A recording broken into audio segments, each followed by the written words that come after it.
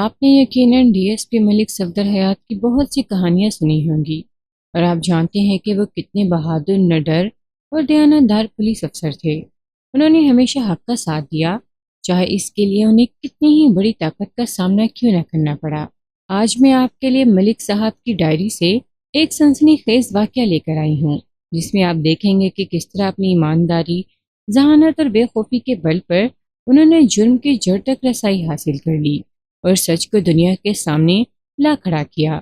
کہانی پسند آیا کرے تو لائک اور کمنٹ ضرور کیا کریں۔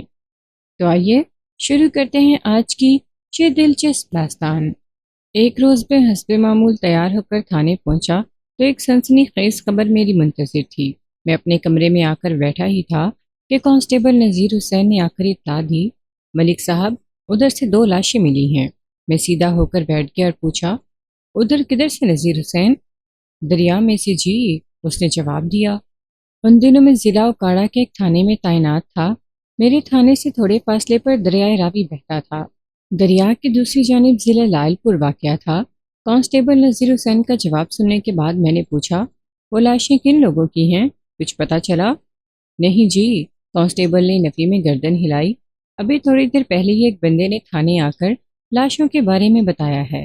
لاشیں ایک لڑکے اور لڑکی کی ہیں۔ یہ تو وہاں جا کر ہی پتہ چلے گا کہ کون ہے۔ ٹھیک ہے، تو پھر جائے وقوع پر جانے کی تیاری کرو، میں نے تحکمانہ انداز میں کہا۔ ہم ابھی نکل رہے ہیں۔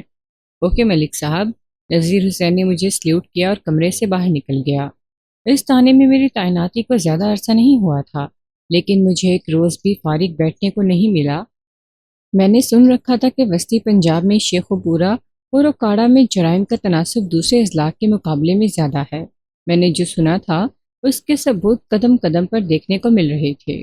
اگرچہ میں راوی کے کنارے پر واقع اوکاڑا کے ایک دور دراز قصبے موزہ سعید نگر کے تھانے کا انچارج تھا، لیکن وہ بات کے چاول کا ایک دانہ پوری دیگ کی کیفیت سے آگاہ کر دیتا ہے۔ میں بھی بہت کم عرصے میں اس حقیقت کو تسلیم کر چکا تھا کہ اوکاڑا اوکاڑا ہی ہے جناب۔ تھوڑی دیر کے بعد کانسٹیبل نذیر حسین کے ہمراہ جائے وقوع پر پہنچ گیا۔ وقوع دریائے راوی کا کنارہ تھا اور سعید نگر سے اس کا فاصلہ بمشکل 200 گز رہا ہوگا۔ وہ سردیوں کا موسم تھا، جنوری کا مہینہ تھا۔ تاریخ مجھے یاد نہیں، لہذا واقعات کو ترتیب میں رکھنے کے لیے ہم 8 جنوری فرض کر لیتے ہیں۔ دسمبر اور جنوری 2 ہی ایسے مہینے ہیں جن میں دریا سکڑ اور سمٹ جاتے ہیں۔ راوی کا بھی یہی حال تھا۔ دریا کے کنارے خشک پڑے تھے۔ دریا کے کنارے پر نصف درجن افراد بھی جمع دکھائی دیے۔ مجھے سمجھنے میں دیر نہ لگی کہ مذکورہ لاشیں اسی مقام پر پڑی ہوں گی۔ میں موقع پر پہنچ گیا۔ 2 باوردی پولیس والوں کو دیکھ کر لوگ ادھر ادھر ہو گئے۔ میں آگے بڑھا اور بغور لاشوں کا جائزہ لینے لگا۔ واقعی وہ ایک جوان مرد اور جوان لڑکی کی لاشیں تھیں، جو بڑے بے ڈھنگے انداز میں ایک دوسرے کے اوپر پھینک دی گئی تھیں۔ لڑکی کی عمر 18 سال کے قریب رہی ہوگی اور جوان لڑکا 24-25 کے آس پاس تھا۔ ان کی لاشیں خون میں لت پت تھیں اور یہ خون انہی کے جسموں سے خارج ہوا تھا۔ میرے محتاط اندازے کے مطابق انہیں کسی تیز دھار آلے کے پے در پہ وار کر کے موت کے گھاٹ اتارا گیا تھا۔ دونوں کے ہاتھوں، بازو اور سروں پر متعدد کاری وار بڑے واضح دکھائی دے رہے تھے۔ اغلب امکان یہی تھا کہ قاتل نے کسی کلہاڑی وغیرہ کی مدد سے انہیں زندگی جیسی نعمت سے محروم کر دیا تھا۔ موسم کی خنکی کے باعث ان کے جسموں سے خارج ہونے والا خون پپڑیوں کی صورت جم گیا تھا۔ ان کے چہرے اس انداز میں خون خون ہو رہے تھے کہ پہچاننا مشکل ثابت ہو رہا تھا۔ وہ ایک دل دوز اور رونگٹے کھڑے کر دینے والا منظر تھا۔ میں نے دونوں لاشوں کو الٹ پلٹ کر بغور ان کا جائزہ لیا اور وہاں موجود لوگوں کی طرف دیکھتے ہوئے سوال کیا، آپ میں سے کوئی ان کو جانتا ہے؟ ایک آدمی نے لڑکی کی لاش کی جانب اشارہ کرتے ہوئے بتایا، یہ تو نرگس ہے جی، صدیق مستری کی لڑکی۔ کیا صدیق مستری اسی گاؤں کا رہنے والا ہے؟ میں نے پوچھا۔ جی ہاں، اسی شخص نے جواب دیا۔ اور یہ لڑکا تو نور بی بی کا بیٹا لگتا ہے۔ ایک دوسرا شخص سوچ میں ڈوبے ہوئے لہجے میں بولا، اس کا نام اکرام ہے۔ کیا مقتول اکرام کا تعلق بھی اسی گاؤں سے ہے؟ میں نے اس شخص کی آنکھوں میں دیکھتے ہوئے سوال کیا۔ اس نے اس بات میں جواب دیا۔ میں نے چاروں جانب نگاہ دوڑانے کے بعد باری باری سب کے چہروں کو دیکھتے ہوئے استفسار کیا، ان دونوں مقتولین کے وارثوں میں سے کوئی یہاں موجود ہے؟ سب ایک دوسرے کی طرف دیکھنے کے بعد نفی میں گردنیں ہلانے لگے۔ عجیب بات ہے، میں نے قدرے سخت لہجے میں کہا، مشکل سے 150-200 گھروں پر مشتمل یہ ایک چھوٹا سا گاؤں ہے، اور اسی گاؤں میں بسنے والے 2 افراد کو بے دردی سے قتل کر دیا گیا ہے، اور ان کے لواحقین میں سے اب تک کوئی جائے وقوع تک نہیں آیا۔ ہو سکتا ہے، ایک ضعیف شخص نے خیال آرائی کی، انہیں ابھی اس واقعے کی خبر ہی نہ ہوئی ہو۔ تو پھر انتظار کس بات کا ہو رہا ہے؟ میں نے ان لوگوں کی طرف دیکھتے ہوئے تیز لہجے میں کہا، جلدی سے جا کر ان کے گھروں کو اس سانحے کی اطلاع دیں۔ دونوں جوان میری بات سنتے ہی گاؤں کے اندرونی حصے کی طرف روانہ ہو گئے۔ میں اس آدمی سے پوچھ گچھ کرنے لگا جس نے سب سے پہلے ان لاشوں کو دیکھا تھا۔ اس شخص کا نام نبی بخش تھا۔ پیشے کے لحاظ سے وہ مچھیرا تھا۔ نبی بخش کے بیان کے مطابق وہ الل صبح مچھلیاں پکڑنے دریا کی طرف چلا جاتا تھا۔ ان دنوں چونکہ دریا کے پانی کا زور ٹوٹ چکا تھا، لہٰذا اس کا کام بھی بہت آسان ہو گیا تھا۔ معمول کے مطابق آج جب وہ دریا پر پہنچا تو سپیدہ سحر نمودار ہو چکا تھا۔ وہ 2 انسانی لاشوں کو دیکھ کر ٹھٹک گیا، پھر اس نے شور مچا کر لوگوں کو جمع کرنا شروع کر دیا۔ دیکھتے ہی دیکھتے 20 درجن لوگ وہاں جمع ہو گئے۔ نبی بخش نے اپنا بیان ختم کیا تو میں نے اس سے پوچھا، جب تم دریا میں اترے تو کیا اتنی روشنی تھی کہ ان دونوں کی لاشیں آسانی سے تمہیں نظر آ جاتی؟ جی سرکار، اس نے اس بات میں گردن ہلائی۔ اس وقت اچھا خاصا اجالا ہو رہا تھا۔ میں انہیں دیکھتے ہی سمجھ گیا تھا کہ اس دنیا کو چھوڑ کر اس دنیا میں جا چکے ہیں، لیکن دونوں لاشیں ایک دوسرے کے اوپر اس طرح پڑی تھیں کہ انہیں پہچان نہیں سکا تھا۔ اب آپ نے انہیں سیدھا کیا ہے تو ان کی شناخت بھی ہو رہی ہے۔ یہ نرگس اور اکرم ہے۔ جب تم نے یہ لاشیں دیکھی، میں نے نبی بخش مچھیرے کی آنکھوں میں جھانکتے ہوئے سوال کیا، تمہیں آس پاس یہاں کوئی شخص نظر آیا تھا؟ نہ جی، اسے نفی میں گردن ہلائی، کوئی بھی نہیں۔ یہ سوال میں نے اس بنا پر کیا تھا کہ ممکن ہے مقتولین کی لاشوں کو الل صبح دریا کے اس حصے میں لا کر پھینکا گیا ہو، کیونکہ جائے وقوع کا ماہرانہ جائزہ لینے کے بعد میں اس نتیجے پر پہنچا تھا کہ اکرم اور نرگس کو اس جگہ پر موت کے گھاٹ نہیں اتارا گیا، قتل گاہ کوئی اور مقام تھا۔ ایسی صورت میں وہاں لاشیں پھینکنے والوں کا ماہی گیر نبی بخش کی نظر میں آ جانا لازمی امر تھا، لیکن اس کے جواب سے کوئی بھی اہم نقطہ ہاتھ نہیں لگ رہا تھا۔ میں نے مزید چند سوالات کے بعد نبی بخش مچھیرے کو فارغ کر دیا، پھر دوسرے افراد کے ساتھ مصروف ہو گیا۔ جائے وقوع پر موجود لوگوں کے بیانات میں سے کوئی ایسی بات سامنے نہ آ سکی جو قتل کے اس معمے کو حل کرنے میں مددگار ثابت ہو سکتی۔ تاہم جب میں نے باریک بینی سے موقع کا جائزہ لیا تو یہ جاننے میں کامیاب ہو گیا کہ انہیں کس سمت سے گھسیٹ کر دریا کے مذکورہ حصے تک پہنچایا گیا تھا۔ یہ ایک اہم پیش رفت تھی۔ میں نے دریائے زمین کو بڑی توجہ سے کھوجا اور تھوڑی ہی دیر کے بعد دریا کے کنارے زمینوں میں بنے ایک کچے کمرے تک پہنچنے میں کامیاب ہو گیا۔ ایسے کمرے کھیتوں کے اندر عموماً زرعی آلات رکھنے کے لیے بنائے جاتے ہیں۔ میں نے جلد ہی مذکورہ کچے کمرے تک رسائی حاصل کر لی تھی۔ مجھے بتایا گیا کہ وہ زمین چودھری فرزند علی کی ملکیت تھی، جو موضع سعید نگر کا ایک بااثر زمیندار تھا۔ کمرے کے اندر پہنچ کر صورتحال واضح ہو گئی۔ ان بد نصیب مقتولین کو اسی کمرے میں کسی تیز دھار آلے کے وار سے موت کے گھاٹ اتارا گیا تھا۔ کمرے میں جا بجا خون کے آثار موجود تھے، اور وہاں رکھے مختلف زرعی آلات کی افراتفری سے بھی یہی اندازہ ہوتا تھا کہ دوہرے قتل کی وہ اندوناک واردات اسی کمرے میں کی گئی تھی۔ پر بعد ازاں نرگس اور اکرم کی لاشوں کو کھیتوں میں گھسیٹ کر دریا کے کنارے اندرونی جانب پھینک دیا گیا تھا۔ یہ حقائق میرے ذہن میں وہ اہم سوالات پیدا کر رہے تھے۔ نمبر 1، نرگس اور اکرم ٹھنڈی ٹھار رات میں اس تنہا کمرے کے اندر کیا کر رہے تھے؟ نمبر 2، ان کی وہاں موجودگی سے قاتل کو کیا تکلیف پہنچی تھی جو اس نے انہیں بڑی بے دردی سے موت کے گھاٹ اتار دیا؟ پہلے سوال کو ذہن میں رکھتے ہوئے جب میں نے مختلف لوگوں سے کڑے انداز میں پوچھ گچھ کی تو مجھے اس سوال کا جواب مل گیا، اور جواب بہت ہی دلچسپ اور سنسنی خیز تھا۔ مجھے بتایا گیا نرگس اور اکرم ایک دوسرے سے محبت کرتے تھے۔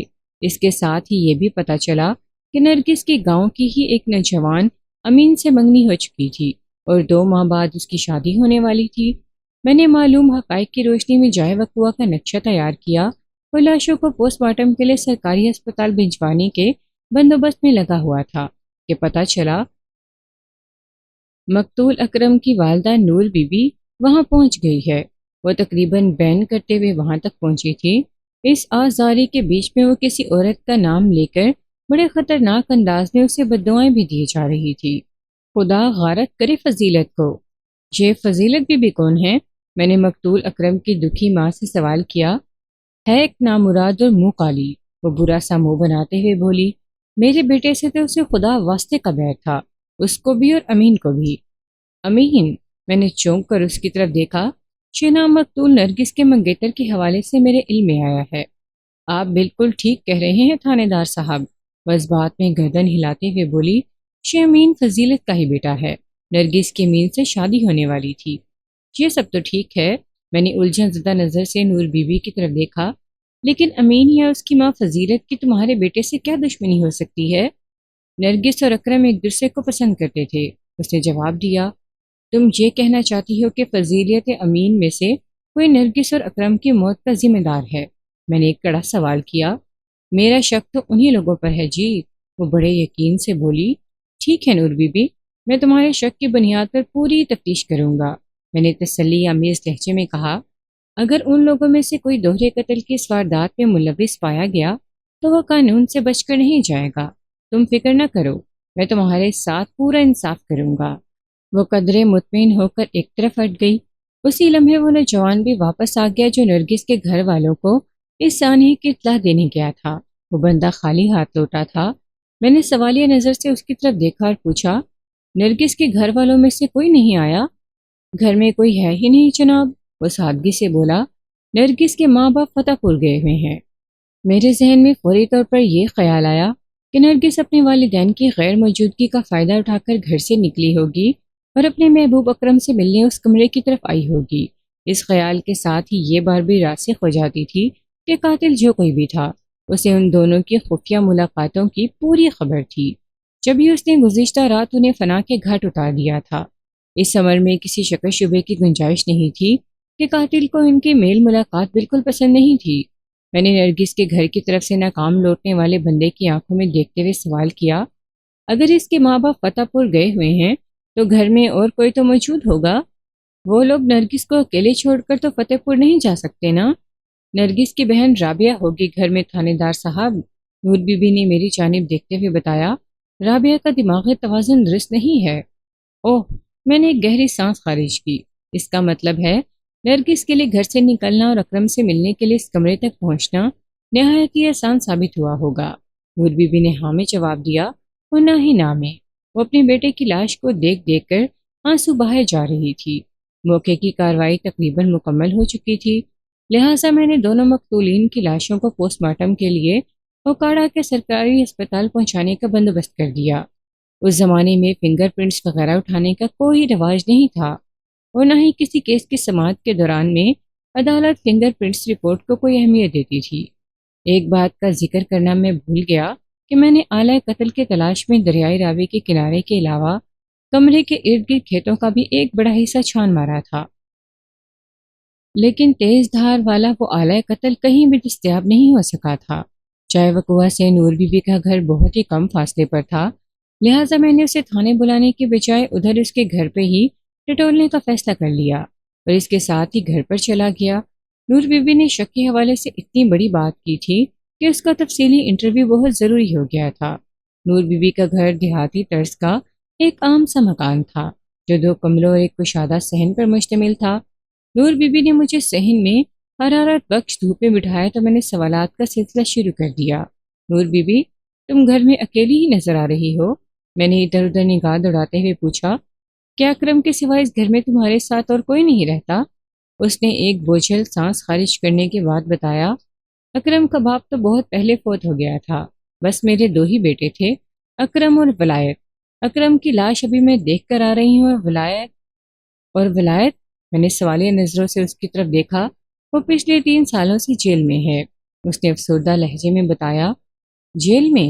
میرے استفسار میں حیرت در آئی۔ وہ کس جرم کی سزا پا کر جیل میں سڑ رہا ہے؟ ولایت کے ہاتھوں گاؤں کا ایک بندہ قتل ہو گیا تھا، نور بی بی نے بتایا۔ اس میں ولایت کا کوئی قصور نہیں تھا۔ ولایت بہت کھرا اور غصے والا ہے، غلط بات اس سے برداشت نہیں ہوتی۔ فرید سے کسی بات پر تلخ کلامی ہو گئی تھی، معاملہ اتنا بڑھا کہ ولایت نے طیش میں آ کر فرید کو قتل کر ڈالا اور پھر خود ہی گرفتاری بھی پیش کر دی۔ وہ لمحے بھر کے لیے رکی، پھر ایک افسردہ سی سانس خارج کرتے ہوئے بولی، اگر آج ولایت جیل میں نہ ہوتا تو اکرم کی طرف میلی نظر سے کسی کو دیکھنے کی ہمت نہ ہوتی۔ ہائے میں کیا کروں، ایک بیٹا جیل میں بند ہے اور دوسرا بے موت مارا گیا، میری تو دنیا ہی اجڑ گئی ہے تھانیدار صاحب۔ میں اس بد نصیب بڑھیا کی کیفیت کو اچھی طرح سمجھ رہا تھا۔ ان نازک لمحات میں نور بی بی کا دل یقیناً خون کے آنسو رو رہا ہوگا۔ اس کی حالت ذرا سنبھلی تو میں نے پوچھا، نور بی بی، تم نے بڑی وثوق سے مجھے بتایا تھا کہ اکرم اور نرگس کے قتل کے حوالے سے تمہیں فضیلت پر اس کے بیٹے پر شک ہے۔ جی میں اب بھی یہی کہتی ہوں۔ وہ میری بات پوری ہونے سے پہلے ہی بول اٹھی۔ انہی دونوں کی آنکھوں میں کھٹکتا تھا میرا اکرم۔ ان کی اکرم سے دشمنی کی کوئی خاص وجہ؟ میں نے گہری سنجیدگی سے پوچھا۔ پورا پنڈ اس بات سے واقف ہے جی کہ میرا اکرم اور نرگس ایک دوسرے کو بہت پسند کرتے تھے۔ وہ اپنی عقل و فہم کے مطابق وضاحت کرتے ہوئے بولی، میں اکرم کی خواہش پر اس کی شادی نرگس سے کروانا چاہتی تھی، لیکن نرگس کے لالچی باپ نے نرگس کا رشتہ فضیلت کے بیٹے امین کو دے دیا۔ نور بی بی، تم اپنے دل میں نرگس اور اکرم کی شادی کی محض خواہش ہی رکھتی تھی، کیا تم نے اس سلسلے میں کوئی عملی کوشش بھی کی تھی؟ میں نے تفتیش کو آگے بڑھاتے ہوئے سوال کیا۔ جی عملی کوشش بھی کی تھی، وہ اس بات میں گردن ہلاتے ہوئے بولی۔ مثلاً؟ میں نے پوچھا، کیا کوشش کی تھی تم نے؟ میں باقاعدہ اکرم کا رشتہ لے کر ان کے گھر گئی تھی، اس نے بتایا۔ پھر انہوں نے کیا جواب دیا؟ نرگس کی ماں بھلی ماں صورت ہے جی، وہ تو اپنی گلتے ہوئے بولی۔ وہ اس رشتے کے لیے بڑی حد تک رضامند تھی کیونکہ وہ اکرم کے لیے نرگس کی پسندیدگی سے واقف تھی، لیکن صدیق مستری نے ایک عجیب سا اڑنگا لگا دیا تھا۔ صدیق مستری؟ میں نے چونکتے ہوئے لہجے میں دہرایا۔ شے کون ہے؟ صدیق مستری نرگس کا باپ ہے جی، ادھر گاؤں ہی میں اس کی سائیکل مرمت کی دکان ہے، وہ کرائے پر بھی سائیکلیں دیتا ہے۔ ٹھیک ہے، میں نے کہا، اب یہ بتاؤ کہ نرگس کے رشتے کے حوالے سے اس نے کون سا عجیب ڑنکا لگا دیا تھا؟ اس وقت میرا ذہن مختلف زاویوں پر سوچ بچاؤ میں مصروف تھا۔ دوہرے قتل کی یہ واردات جہاں عشق و محبت کی داستان رقم کرتی نظر آتی تھی، وہیں پر نفرت اور خونی انتقام کا قصہ سنائی بھی دکھائی دیتی تھی۔ لہٰذا مجھے ہر نقطے کو خاص الخاص اہمیت دینا تھی تاکہ میں اس دوہرے قتل کا معمہ حل کر کے نرگس اور اکرام کے قاتل تک رسائی حاصل کر لوں۔ نور بی بی نے میرے سوال کے جواب میں بتایا، صدیق نے مجھ سے کہا کہ اس کی 2 بیٹیاں ہیں، رابعہ نرگس سے 8 سال بڑی ہے۔ اگر اس نے پہلے نرگس کا رشتہ دے دیا تو پھر رابعہ کی شادی میں بہت مشکلات پیش آئیں گی، لہٰذا وہ اکرم کے لیے رابعہ کا رشتہ دینے کو تیار ہے۔ اسے لمحاتی توقف کر کے گہری سانس لی، پھر اضافہ کرتے ہوئے بولی، پورا پنڈ اس حقیقت سے واقف ہے جی کہ رابعہ کا دماغی توازن ٹھیک نہیں، کوئی پاگل بھی اس سے شادی کرنے کو تیار نہیں ہوگا۔ بے وقوف سے بے وقوف بندہ بھی یہ بات سمجھ سکتا ہے کہ صدیق مستری نے نرگس کے رشتے سے انکار کرنے کے لیے رابعہ کی شرط لگائی تھی۔ پھر اس نے ایک اور گھٹیا بات بھی کی۔ کون سی گھٹیا بات؟ میں پوچھے بنا نہ رہ سکا۔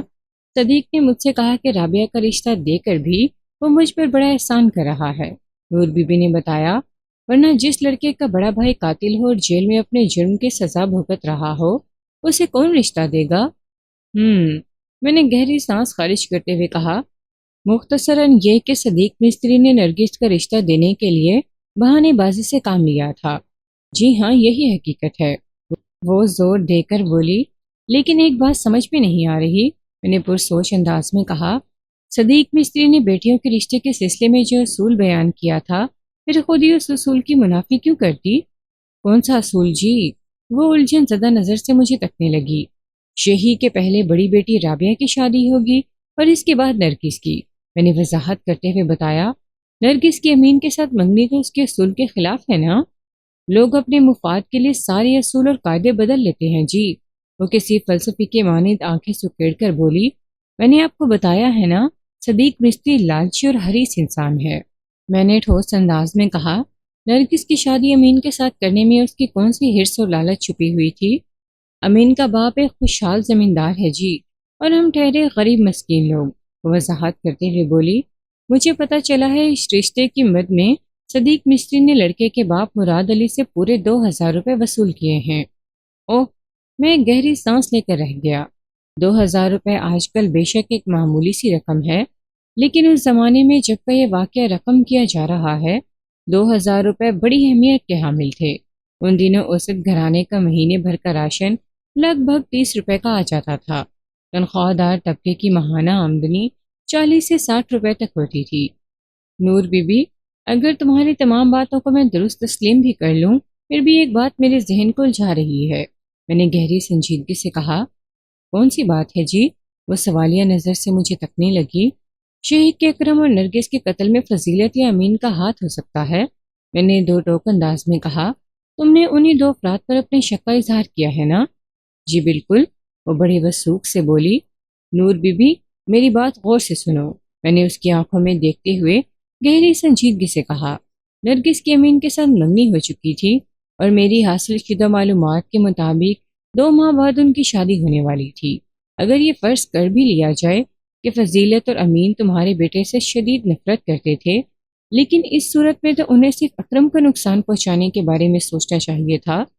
نرگس کی موت میں ان کا ہاتھ کس طرح ہو سکتا ہے؟ نرگس تو امین کی ہونے والی بیوی اور فضیلت کی ہونے والی بہو تھی۔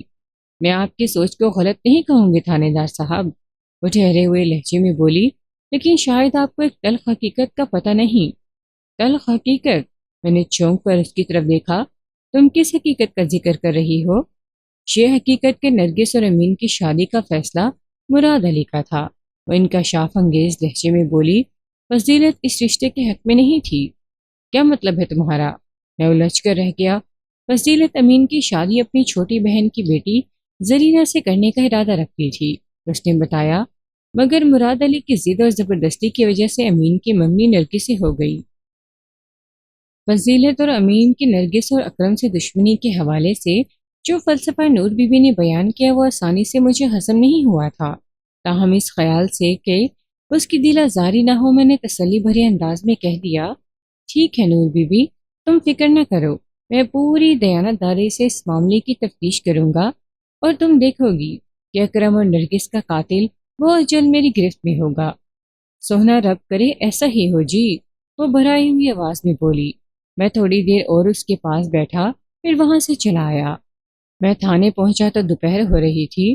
اس وقت تک دوہرے قتل کی اس واردات کی خبر پورے گاؤں کو ہو چکی تھی۔ میں جیسے ہی اپنے کمرے میں آ کر بیٹھا، ایک لہیم شہیم شخص مجھ سے ملنے آ گیا۔ اس کی عمر 50 اور 55 کے درمیان رہی ہوگی۔ وہ ہاتھ پاؤں کا مضبوط ایک سنجیدہ آدمی تھا۔ میرے سامنے آ کر بیٹھا اور اپنا تعارف کرواتے ہوئے بولا، تھانے دار صاحب، میرا نام مراد علی ہے۔ نرگس کی شادی میرے بیٹے امین سے ہونے والی تھی۔ اوہ، تو آپ ہیں مراد علی، میں نے گہری سنجیدگی سے کہا۔ آپ کا ذکر تو صبح سے سن رہا ہوں، اب مل بھی لیا۔ وہ گہری سنجیدگی سے بولا، تھانے دار صاحب، میرا ذکر اچھے الفاظ میں ہو رہا تھا یا برے میں؟ جو حقیقت تھی وہ میں نے بیان کر دی۔ اس نے کہا، جناب، نرگس تو 2 ماہ کے بعد بہو بن کر میرے گھر آنے والی تھی۔ یہ اچانک کون سی قیامت ٹوٹ پڑی ہے ہم پر؟ آپ بالکل درست فرما رہے ہیں، میں نے اس بات میں گردن ہلائی۔ یہ واقعہ قیامت سے کم نہیں، تینوں گھروں کے لیے۔ تینوں گھروں؟ اس نے چونک کر میری طرف دیکھا۔ وہ گھر تو سمجھ میں آ رہے ہیں، تیسرا کون سا ہے؟ جو 2 گھر آپ کی سمجھ میں آ رہے ہیں وہ کون سے ہیں؟ میں نے مراد علی کی بات کا جواب دینے کے بجائے الٹا اس سے سوال کر دیا۔ ایک گھر تو ہے صدیق مستری کا، جہاں سے نرگس کی رخصتی ہونا تھی، وہ گمبھیر انداز میں بولا۔ دوسرا گھر ہے میرا، جہاں نرگس کو بہو بن کر آنا تھا۔ اور تیسرا گھر ہے، میں نے اسی کے انداز میں کہا، نور بی بی کا، جس کا جوان جہان بیٹا نرگس کے ساتھ ہی موت کے گھاٹ اتار دیا گیا ہے۔ اوہ، مراد علی نے گہری سانس خارج کی، پھر برا سا منہ بناتے ہوئے بولا، یہ ٹھیک ہے کہ نور بی بی کے گھر میں صف ماتم بچھ گئی ہے، لیکن میں سمجھتا ہوں اس واقعے کے پیچھے ہاتھ بھی اسی کا ہے۔ نور بی بی نے بڑے واشگاف الفاظ میں دوہرے قتل کی لرزہ خیز واردات کے لیے امین اور اس کی ماں فضیلت کو قصوروار ٹھہرایا تھا، اور مراد علی نور بی بی کا قصور گنوا رہا تھا۔ میں اس سے پوچھے بنا نہ رہ سکا، مراد علی، اس واقعے کے پیچھے نور بی بی کا ہاتھ کیسے ہو سکتا ہے؟ دیکھیں جی، وہ قدرے آگے کو جھکتے ہوئے بولا، پورے گاؤں کو اس حقیقت کی خبر تھی کہ نرگس اور نور بی بی کے بیٹے اکرم میں پسندیدگی کا تعلق تھا۔ یہ بات میں بھی جانتا تھا، اس کے باوجود بھی میں نے اپنے بیٹے کی نرگس کے ساتھ منگنی کر دی، اور 2 ماہ بعد ان کی شادی ہونے والی تھی۔ نور بی بی اس واقعے کی ذمہ دار اس طرح ہے کہ وہ سانس ہموار کرنے کے لیے متوقف ہوا۔ اس سلسلہ وضاحت کو آگے بڑھاتے ہوئے بولا، جب نرگس کے امین کے ساتھ باقاعدہ منگنی ہو گئی اور ان قریب ان کی شادی بھی ہونے والی تھی، تو پھر نور بی بی کو چاہیے تھا کہ وہ اپنے بیٹے کو سمجھائے اسے نرگس سے میل جول کے لیے روکے۔ اگر اس میں ذرا سے بھی انسانیت ہوتی تو سختی سے اکرم کو منع کر دیتی۔ میں سمجھتا ہوں نور بی بی کی مجرمانہ غفلت اور ڈھیل نے اکرم کو حوصلہ دیا اور اس نے نرگس سے ملنا جلنا جاری رکھا، اور پھر پچھلی رات وہ دونوں بڑے دردناک انداز میں قتل کر دیے گئے۔ میں ان کی لاشیں تو نہیں دیکھ سکا، مگر دیکھنے والوں نے جو کچھ بتایا ہے وہ رونگٹے کھڑے کر دینے کے لیے کافی ہے۔ عجیب بات ہے مراد علی، میں نے اس کی آنکھوں میں دیکھتے ہوئے کہا، آپ اس سانحے کے لیے نور بی بی کو قصوروار ٹھہرا رہے ہیں، اور نور بی بی نے آپ لوگوں کے خلاف بیان دیا ہے۔ ہمارے خلاف؟ وہ تقریباً اچھل پڑا۔ کیا کہتی ہے وہ؟ اس نے دوہرے قتل کی اس واردات کے لیے امین اور فضیلت پر شک ظاہر کیا ہے۔ میں نے نور بی بی کا موقف بیان کر دیا۔ اس کا دماغ خراب ہو گیا ہے، وہ برہمی سے بولا۔ امین اپنی ہونے والی بیوی کو کیوں قتل کرے گا؟ اور فضیلت، وہ قتل کی کسی واردات میں کیسے ملوث ہو سکتی ہے؟ کتنی فضول بات کی ہے اس نے۔ بات فضول ہے یا کارآمد؟ نور بی بی اپنے بیان پر بڑی مضبوطی سے ڈٹی ہوئی ہے، میں نے ٹھوس لہجے میں کہا۔ اس کے مطابق فضیلت نرگس کو بالکل پسند نہیں کرتی تھی۔ وہ امین کی شادی اپنی چھوٹی بہن خالدہ کی بیٹی کے ساتھ کرنا چاہتی تھی۔ امین بھی خالدہ کی بیٹی زرینہ کو پسند کرتا تھا۔ فضیلت اور امین نرگس کے رشتے کے لیے بالکل تیار نہیں تھے۔ یہ سب کچھ آپ کی زبردستی کی وجہ سے ہوا تھا، اور میں نے لمحاتی توقف کر کے گہری سانس لی، پھر اضافہ کرتے ہوئے کہا، میرے سننے میں یہ بھی آیا ہے کہ صدیق مستری ایک حریص اور لالچی انسان ہے۔ بیٹی کے رشتے کے عوض اس نے آپ سے 2000 روپے بھی وصول کیے تھے۔ یہ بات بھی آپ کو نور بی بی نے بتائی ہوگی۔ وہ سوالیہ نظروں سے مجھے دیکھنے لگا۔ میں نے اس بات میں گردن ہلاتے ہوئے جواب دیا، ہاں، اس بات میں کسی شک و شبے کی گنجائش نہیں کہ میں نے صدیق مستری کو 2000 روپے دیے تھے۔ وہ ٹھہرے ہوئے لہجے میں بولا، لیکن نور بی بی کے اس بیان میں کوئی حقیقت نہیں کہ صدیق مستری لالچی یا حریص انسان ہے۔ وہ رقم میں نے خود اپنی مرضی سے زبردستی اسے دی تھی۔ میں جانتا ہوں صدیق کی مالی حالت زیادہ اچھی نہیں، میرے پاس اللہ کا دیا سب کچھ ہے۔ میں جانتا تھا صدیق اپنی بیٹی کو ٹھیک ٹھاک انداز میں رخصت کرے۔ اگر اللہ نے مجھے صدیق کا کچھ بوجھ اٹھانے کی توفیق دے رکھی ہے تو میرے اس فعل میں برائی کا کون سا پہلو نکل آتا ہے؟ آپ نے جو کچھ کیا اس میں کوئی برائی نہیں، میں نے صاف گوئی کا مظاہرہ کرتے ہوئے کہا۔ اور جہاں تک فضیلت اور امین کی بات ہے، وہ اپنے بیان کو مکمل کرتے ہوئے بولا، یہ درست ہے کہ فضیلت زرینہ کو بہو بنا کر اپنے گھر لانا چاہتی تھی، اور امین بھی زرینہ میں دلچسپی لیتا تھا، لیکن میں اس رشتے کے لیے بالکل تیار نہیں تھا۔ اس گریز میں کوئی خاص وجہ؟ میں پوچھے بنا نہ رہ سکا۔ میں زیادہ تفصیل میں نہیں جاؤں گا تھانے دار صاحب، وہ گہری سنجیدگی سے بولا۔ میں اپنی سالی خالدہ اور اس کے گھر کے ماحول سے اچھی طرح واقف ہوں، لہٰذا میں کسی بھی قیمت پر اپنے بیٹے کا رشتہ اس گھر میں کر ہی نہیں سکتا تھا۔ ٹھیک ہے، میں اس سلسلے میں آپ کو خریدنے کی کوشش بھی نہیں کروں گا، میں نے معتدل انداز میں کہا، لیکن آپ یہ تو بتا سکتے ہیں نرگس اور اکرم کے قتل میں کس کا ہاتھ ہو سکتا ہے؟ نہیں جناب، اس نے بڑی سنجیدگی سے نفی میں گردن ہلائی۔ میں کسی پر الزام تراشی کر کے خود کو گناہ گار نہیں کر سکتا۔ وہ اس حد تک کہ اگر نور بی بی نے اپنے بیٹے اکرم کو سمجھایا ہوتا تو وہ نرگس سے میل ملاقات ختم کر دیتا۔ وہ وضاحت کرتے ہوئے بولا، نرگس اور اکرم اپنے بیچ کا تعلق توڑ دیتے تو پچھلی رات اتنی بے دردی سے قتل نہ کر دیے جاتے۔ میں سمجھتا ہوں اس معاملے میں اکرم سے زیادہ نرگس کا قصور ہے، میں نے کہا۔ اس کی آپ کے بیٹے کے ساتھ منگنی ہو چکی تھی، لہٰذا اسے بہت زیادہ محتاط رہنے کی ضرورت تھی۔ اس کی معمولی سی لفزش اس نے زائدہ رشتے کا خاتمہ کر سکتی تھی۔ میں آپ کے خیالات کی تردید نہیں کروں گا تھانے دار صاحب، وہ گہری سنجیدگی سے بولا۔ غلطی دونوں طرف سے ہوئی ہے۔ غلطی ہو چکی، اس غلطی کے نتیجے میں دو انسانی جانیں ضائع ہو گئیں، میں نے ایک ایک لفظ پر زور دیتے ہوئے کہا۔ ہلاک ہونے والوں کو تو کسی بھی صورت واپس نہیں لایا جا سکتا، تاہم میری اولین کوشش ہوگی کہ جلد از جلد نرگس اور اکرم کے قاتل کو گرفتار کر کے قانون کے مطابق سزا دلوا سکوں۔ آپ اس سلسلے میں میری کیا مدد کر سکتے ہیں؟ آپ جو بھی حکم کریں میں تیار ہوں، وہ اٹل لہجے میں بولا۔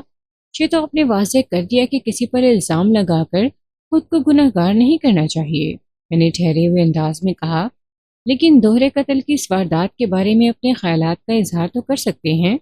یہ کسی دوست کا کارنامہ تو نہیں ہو سکتا نا؟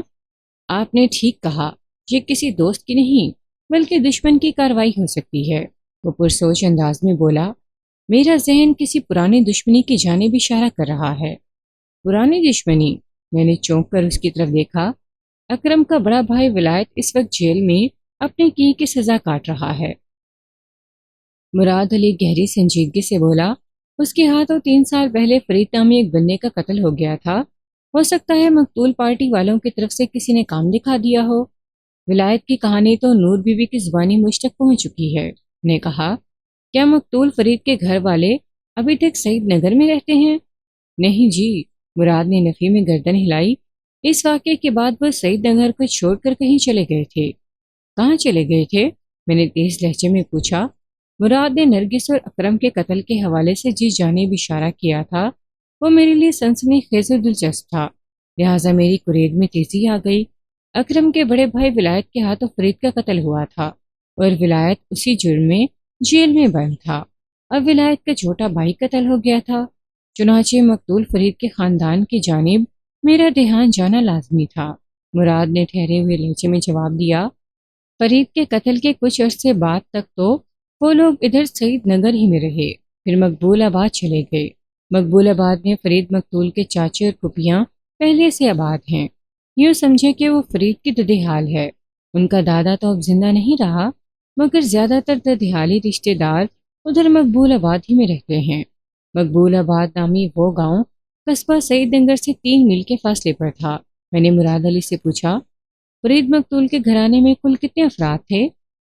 کل 4 افراد کا کنبہ تھا جناب، اس نے جواب دیا۔ 2 بھائی فرید اور نور، ان کا باپ یعقوب اور ماں غفور بی بی۔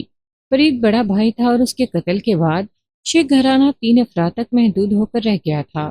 میں نے مقبول آباد میں بسنے والے مقتول فرید کے دیگر رشتہ داروں کے بارے میں گھما پھرا کر مختلف سوالات کیے۔ مراد علی جس حد تک ان لوگوں کے بارے میں جانتا تھا اس نے مجھے بتا دیا۔ پھر پوچھ گچھ کے سلسلے کو سمیٹتے ہوئے میں نے اس سے استفسار کیا، مقتول فرید یا اس کے گھر کے کسی فرد کی نرگس یا اس کے گھر والوں سے کسی قسم کی دشمنی تھی؟ نرگس اور اکرم کا قتل اس امر کی جانب بڑے واضح انداز میں اشارہ کرتا تھا کہ ان کا میل ملاپ کسی شخص کو پسند نہیں تھا۔ اگر اس واردات کی ذمہ داری مقتول فرید کے گھر والوں پر ڈالنے کے بارے میں سوچا جاتا تو پھر ان لوگوں کی نرگس کے گھر والوں سے بھی کسی قسم کی دشمنی ہونا لازمی بات تھی۔ مراد علی نے میرے سوال کے جواب میں بتایا، جہاں تک میری معلومات کا تعلق ہے جناب، تو مجھے یاد نہیں پڑتا کہ ان کے نرگس یا صدیق مستری سے کوئی پرخاش رہی ہو، باقی اللہ بہتر جانتا ہے۔ آپ نے بالکل درست کہا، میں نے تائیدی انداز میں گردن ہلائی۔ اللہ سے زیادہ بہتر اور کوئی جان ہی نہیں سکتا۔ شے بتائیں امین کہاں ہے؟ وہ آپ کے ساتھ کیوں نہیں آیا؟ جناب وہ گھر میں ہوتا تو میرے ساتھ آتا نا، وہ ٹھہرے ہوئے لہجے میں بولا۔ اس بیچارے کو تو کوئی خبر ہی نہیں کہ یہاں سعید نگر میں اس کی ہونے والی بیوی کے ساتھ کیا حالات پیش آ چکے ہیں۔ کیا مطلب ہے آپ کا؟ میں نے چونک کر اس کی طرف دیکھا۔ وہ یہاں نہیں تو پھر کہاں ہے؟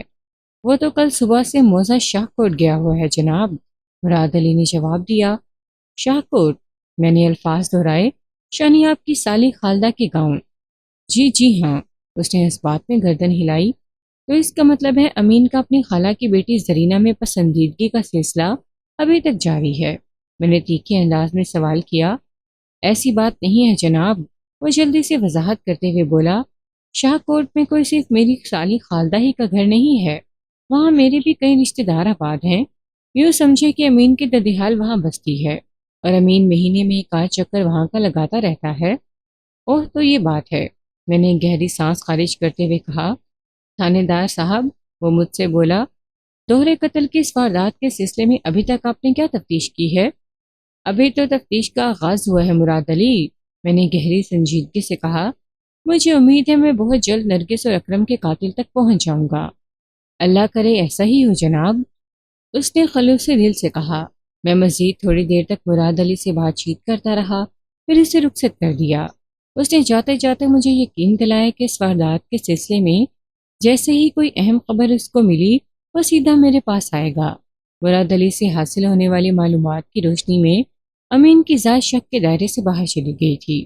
وہ بندہ اگر کل صبح موزہ شاہ کوٹ گیا تھا اور ابھی تک وہ سعید نگر واپس نہیں لوٹا تھا تو اس کا یہی مطلب تھا کہ قتل کی اس واردات میں اس کا کوئی ہاتھ نہیں۔ میں پہلے بھی اسے اس معاملے میں ملوث نہیں سمجھ رہا تھا، نرگس اور اکرم کی محبت کی کہانی پورے گاؤں کو معلوم تھی۔ اگر امین کے دل میں اکرم کے لیے کوئی دشمنی چھپی ہوتی تو وہ اس سے شادی سے صاف انکار کر سکتا تھا، جبکہ اس کا دل بھی اپنی خالہ زاد زرینہ میں اٹکا ہوا تھا۔ اسی طرح امین کی والدہ فضیلت بھی اس کارروائی سے جڑی دکھائی نہیں دیتی تھی۔ گویا اکرم کی والدہ نور بی بی نے جو دعویٰ کیا تھا اس میں کوئی دم خم نہیں تھا۔ باقی باتیں تو رہیں ایک طرف، البتہ مراد علی نے فرید مقتول کے حوالے سے اس خاندان کی طرف جو اشارہ کیا تھا اس میں اچھی خاصی جان تھی۔ اس بات کے امکانات کو نظر انداز نہیں کیا جا سکتا تھا کہ اکرم اور نرگس کے قتل میں ان لوگوں میں سے کسی کا ہاتھ ہو۔ میں نے حوالدار سرفراز احمد کو اپنے پاس بلایا اور موجودہ صورتحال سے آگاہ کرنے کے بعد کہا، سرفراز، تمہیں اسی وقت مقبول آباد روانہ ہونا ہے۔ اپنے ساتھ ایک کانسٹیبل کو بھی لے جاؤ۔ تو میری بات سمجھ رہے ہو نا؟ جی بڑی چنگی طرح سمجھ رہا ہوں ملک صاحب، وہ اس بات میں گردن ہلاتے ہوئے بولا۔ مجھے وہاں جا کر انور اور اس کے گھر والوں کے بارے میں معلومات جمع کرنا ہے۔ انور کی پچھلی رات کی سرگرمیوں کی رپورٹ آپ کو پیش کرنا ہے۔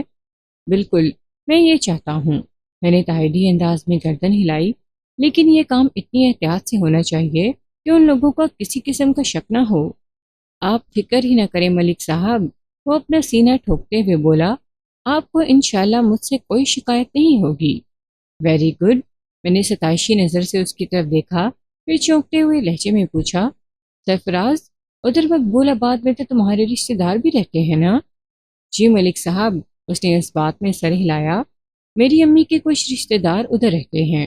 میں سادہ لباس میں ان سے ملنے ہی جاؤں گا، لیکن در پردہ میں اس مشن پر کام کروں گا جو آپ نے سونپا ہے۔ ہاں، یہی مناسب رہے گا، میں نے اس منصوبے کو سراہتے ہوئے کہا۔ تم اپنے ساتھ جس بھی کانسٹیبل کو لے جانا چاہو لے جا سکتے ہو۔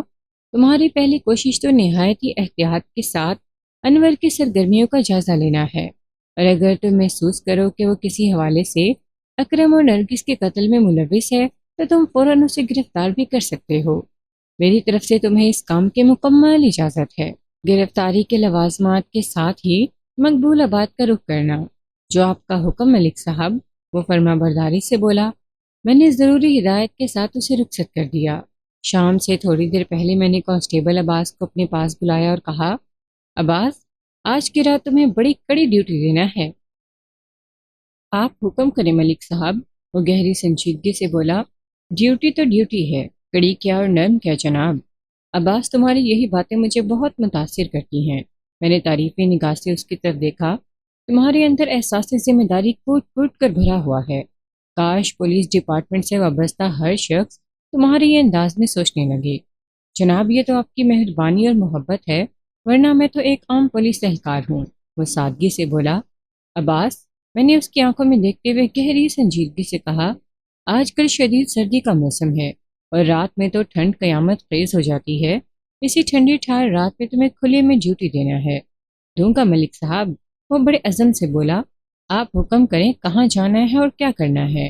جانا تو چودھری فرزند علی کے کھیتوں میں نے بدستور سنجیدہ لہجے میں کہا، اس کمرے کے آس پاس جہاں پچھلی رات نرگس اور اکرم محبت کی کہانی رقم کرتے ہوئے قتل کر دیے گئے تھے، وہ کمرہ جہاں چودھری فرزند علی کے کھیتوں میں کام کرنے والے لوگ مختلف زرعی آلات رکھتے ہیں۔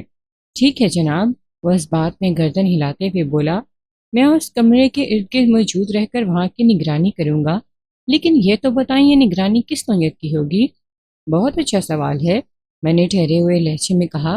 دیکھو عباس، میں نے اس کمرے میں جس محنت اور مہارت سے تفتیش کی ہے اس کی بنا پر میں کہہ سکتا ہوں کہ قاتل جو کوئی بھی ہے وہ آج کی رات ادھر کا ایک چکر ضرور لگائے گا۔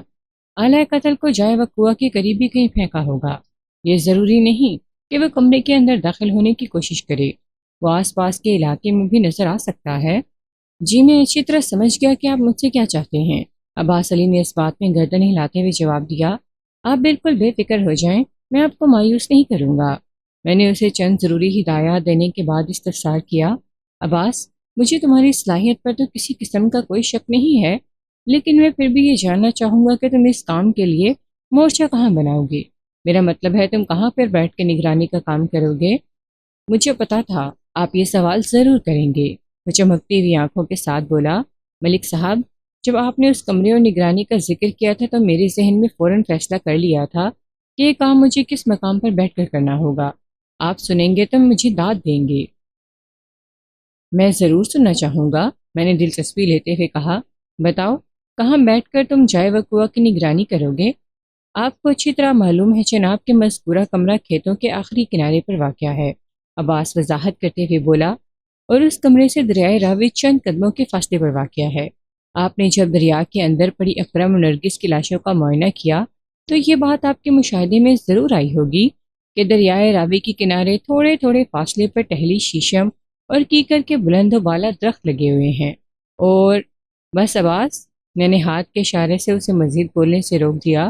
میں سمجھ گیا، تم انہی میں سے کسی درخت پر بیٹھ کر جائے وقوع کی نگرانی کے بارے میں سوچ رہے ہو۔ درست فرمایا آپ نے، وہ بڑی شدت سے سر کو اثباتی جنبش دیتے ہوئے بولا۔ کیکر کے درخت پر تو کانٹوں کا خطرہ قدم قدم پر موجود رہتا ہے۔ میں اس کام کے لیے ٹہلی کے درخت کا انتخاب کروں گا، اچھی طرح گرم کپڑے پہن لوں گا اور ساتھ میں اوڑھنے کے لیے گرم کمبل بھی لے جاؤں گا۔ اللہ اللہ خیر صلاح۔ بہت خوب، میں نے خوش ہوتے ہوئے کہا۔ عباس، تمہارا منصوبہ مجھے بہت پسند آیا ہے۔ شکریہ ملک صاحب، وہ ممنونیت بھرے لہجے میں بولا۔ ٹھیک ہے، تم ابھی سے رات والے مشن کی تیاری شروع کر دو، میں نے ٹھہرے ہوئے لہجے میں کہا۔ جس چیز کی ضرورت ہو مجھے بتا دینا۔ اوکے ملک صاحب۔ اس نے مجھے سلیوٹ کیا اور کمرے سے نکل گیا۔ عباس کے جانے کے بعد میں نرگس اور اکرم کے قتل کے بارے میں سوچنے لگا۔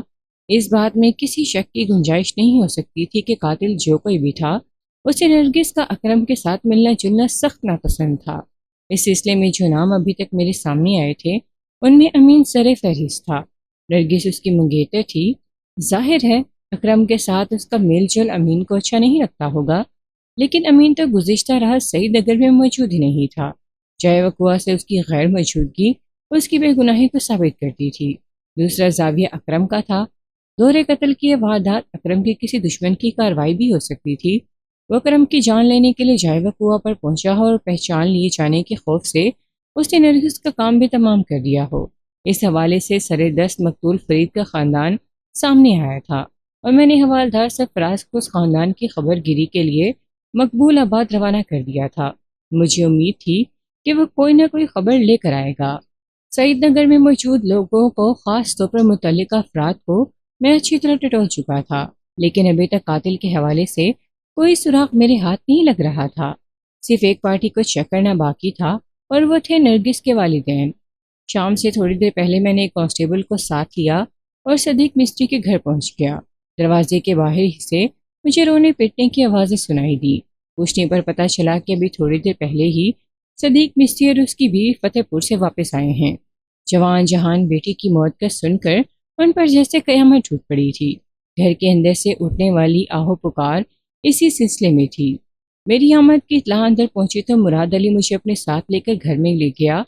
وہ اپنے ہونے والے بلکہ اب کبھی نہ ہو سکنے والے سمدی کے گھر میں اس کی دلجوئی کے لیے آیا ہوا تھا۔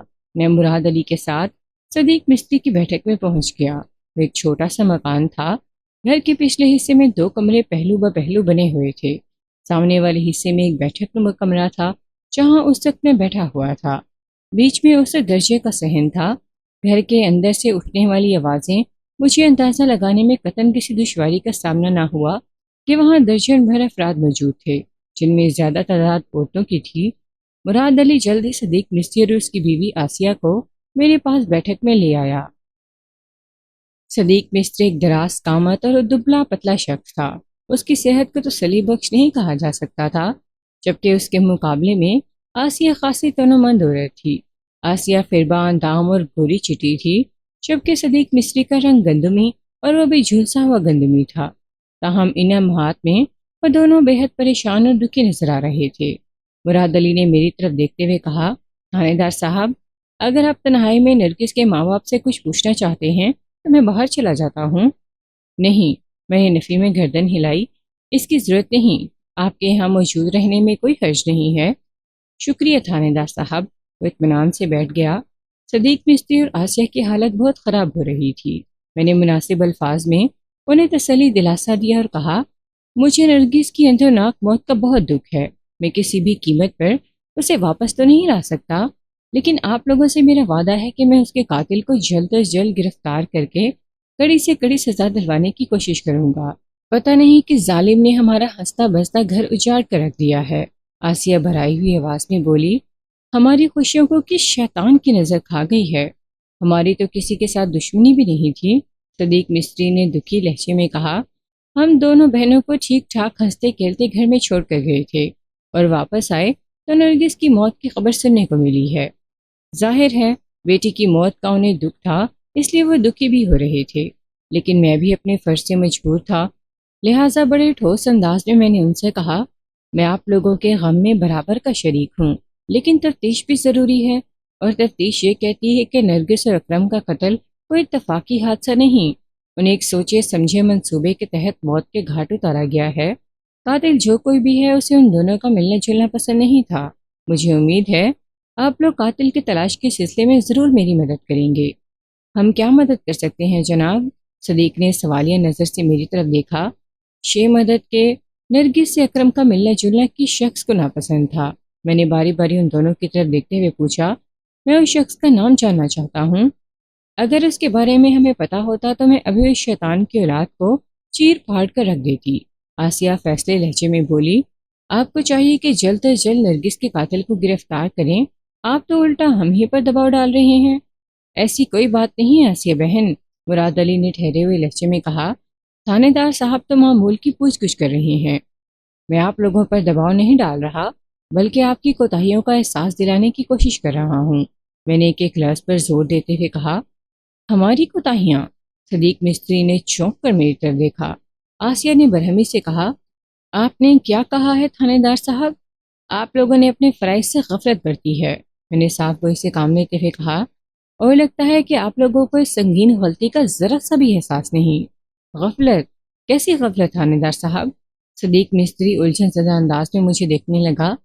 नंबर एक, मैंने गहरी संजीदगी से कहा, जब पूरा गांव जानता है तो आप दोनों को भी ये बात पता होगी कि नरगिस और अकरम एक दूसरे को पसंद करते थे और वे चोरी छुपे आपस में मिलते भी थे। उनका मेल मिलाप दुरुस्त है या गलत, ये मौका इस बहस में पढ़ने का नहीं है।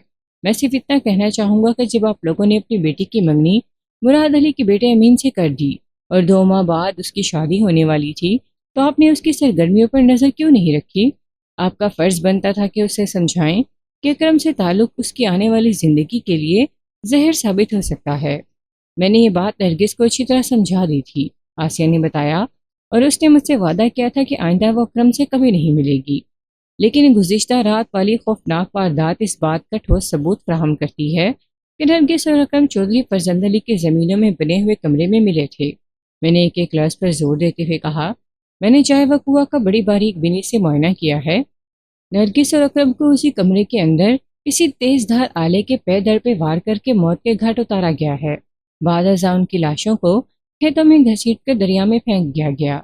इससे ये साबित होता है कि मैंने लम्हाती तवक्कुफ करके गहरी सांस ली, फिर इजाफा करते हुए बोला कि नरगिस रात की तारीकी में अकरम से मिलने खेतों वाले उस कमरे में पहुंची थी, जबकि उसे ऐसा हरगिज नहीं करना चाहिए था।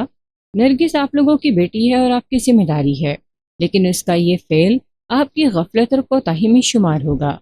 कल हम लोग फतेहपुर गए हुए थे, सदीक मिस्त्री ने कमज़ोर सी आवाज़ में कहा। रात को वापस नहीं आ सके तो नरगिस को घर से निकलने का मौका मिल गया। ये कोई जवाज़ नहीं है, मैंने कदरे सख्त लहजे में कहा। अगर आप लोगों का फतेहपुर जाना बहुत ज़रूरी था तो रात को हर सूरत वापस आ जाना चाहिए था। आपकी बड़ी बेटी जहनी तौर पर माजूर है, वो खुद को नहीं संभाल सकती, नरगिस का क्या ख्याल रखती? और अगर आप लोगों को इस बात का अंदाज़ा था कि रात को वापसी नहीं हो सकेगी, तो आपको घर में ख़ानदान की किसी सियानी औरत को छोड़कर जाना चाहिए था। आप ठीक कह रहे हैं थानेदार साहब, आसिया ने कहा। वाकई हमसे गलती हुई है, गलती हुई और उसका भयानक नतीजा भी सामने आ गया। मैंने तलखी से कहा, अब आप लोगों की गलती की तलाफी इसी सूरत में हो सकती है कि कातिल तक पहुँचने में मेरी मदद करें। हम किस तरह मदद कर सकते हैं जनाब? सदीक मिस्त्री ने सवालिया नज़र से मुझे देखा। बहुत ही आसानी से, मैंने गहरी संजीदगी से कहा। आप सिर्फ मुझे उस शख्स या उन लोगों के नाम बताएं जो नरगिस और अकरम के मेल जोल को पसंद नहीं करते थे। हम दोनों मियाँ बीवी को उनका मिलना अच्छा नहीं लगता था, सदीक मिस्त्री ने जवाब दिया। मैंने आसिया को जोर देकर कहा था कि वो नरगिस को समझाए, और इस अल्लाह की बंदी ने समझाया भी था। आसिया ने जब मुझे बताया कि नरगिस ने उससे वादा किया है वो अब कभी अकरम से नहीं मिलेगी, تو میں مطمئن ہو گیا تھا، لیکن بولتے بولتے اس کی آواز بھر آ گئی۔ میں نے پوچھا، کیا آپ لوگوں نے اکرم کی ماں سے بھی اس سلسلے میں کوئی بات کی تھی؟ جی کئی بار کی تھی، آسیہ برا سا منہ بنا کر بولی۔ وہ بڑے الٹے دماغ کی بڈھی ہے۔ الٹے دماغ کی بڈھی؟ کیا مطلب؟ میں نے چونک کر آسیہ کی طرف دیکھا۔ میں بتاتا ہوں جناب، صدیق مستری نے کہا۔ نور بی بی کچھ عرصے پہلے نرگس کے لیے اپنے بیٹے کا رشتہ لے کر آئی تھی اور میں نے صاف انکار کر دیا تھا۔ پھر نرگس کے امین سے منگنی ہو گئی۔ نور بی بی اس بات سے چھڑی ہوئی ہے کہ میں نے اکرم کو نرگس کے رشتے سے منع کر دیا تھا۔ وہ اکرم کو سمجھانے کے بجائے الٹا اس کی حوصلہ افزائی کرتی رہتی تھی۔ اکرم اگر باز نہ آ جاتا تو نرگس کی ہمت بھی ٹوٹ جاتی اور آج ہم سب کو یہ دن نہ دیکھنا پڑتا۔ جناب میں نے آپ کو بتایا ہے نا، سب سے زیادہ قصور اسی نور بی بی کا ہے، مراد علی نے گفتگو میں حصہ لیتے ہوئے کہا۔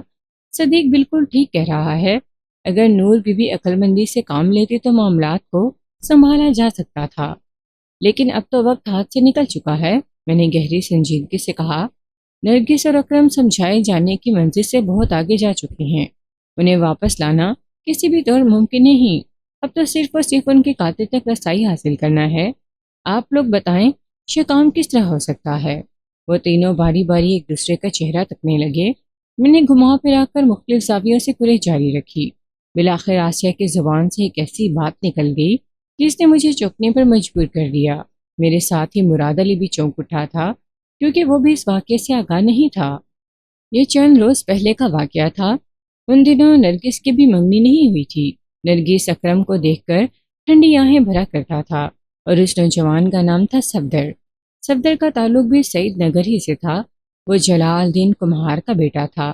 صفدر کہنے کا تو نوجوان تھا، مگر اس کو دیکھ کر یہی محسوس ہوتا تھا کہ صحت کا اسے خدا واسطے کا بیر رہا ہوگا۔ دھان پان اور لاغرسا۔ اکرم کو جب پتہ چلا صفدر بھی نرگس کا امیدوار ہے تو وہ غصے میں آ گیا، کیونکہ نرگس نے اکرم سے صفدر کی شکایت بھی کر دی تھی۔ نرگس کے مطابق صفدر اسے دیکھ کر گھٹیا قسم کی حرکتیں بھی کرتا تھا۔ اکرم اپنے غصے پر قابو نہ رکھ سکا اور اس نے صفدر کی بڑی ٹھیک ٹھاک ٹھکائی لگا دی تھی۔ صفدر کا چہرہ لہو لہان ہو گیا تھا۔ وہ چونکہ اکرم کے مقابلے میں بہت کمزور تھا، لہٰذا وہ اس کا کچھ نہیں بگاڑ سکا تھا۔ اکرم بے دریغ اسے پیٹتا رہا اور وہ مار کھاتا چلا گیا۔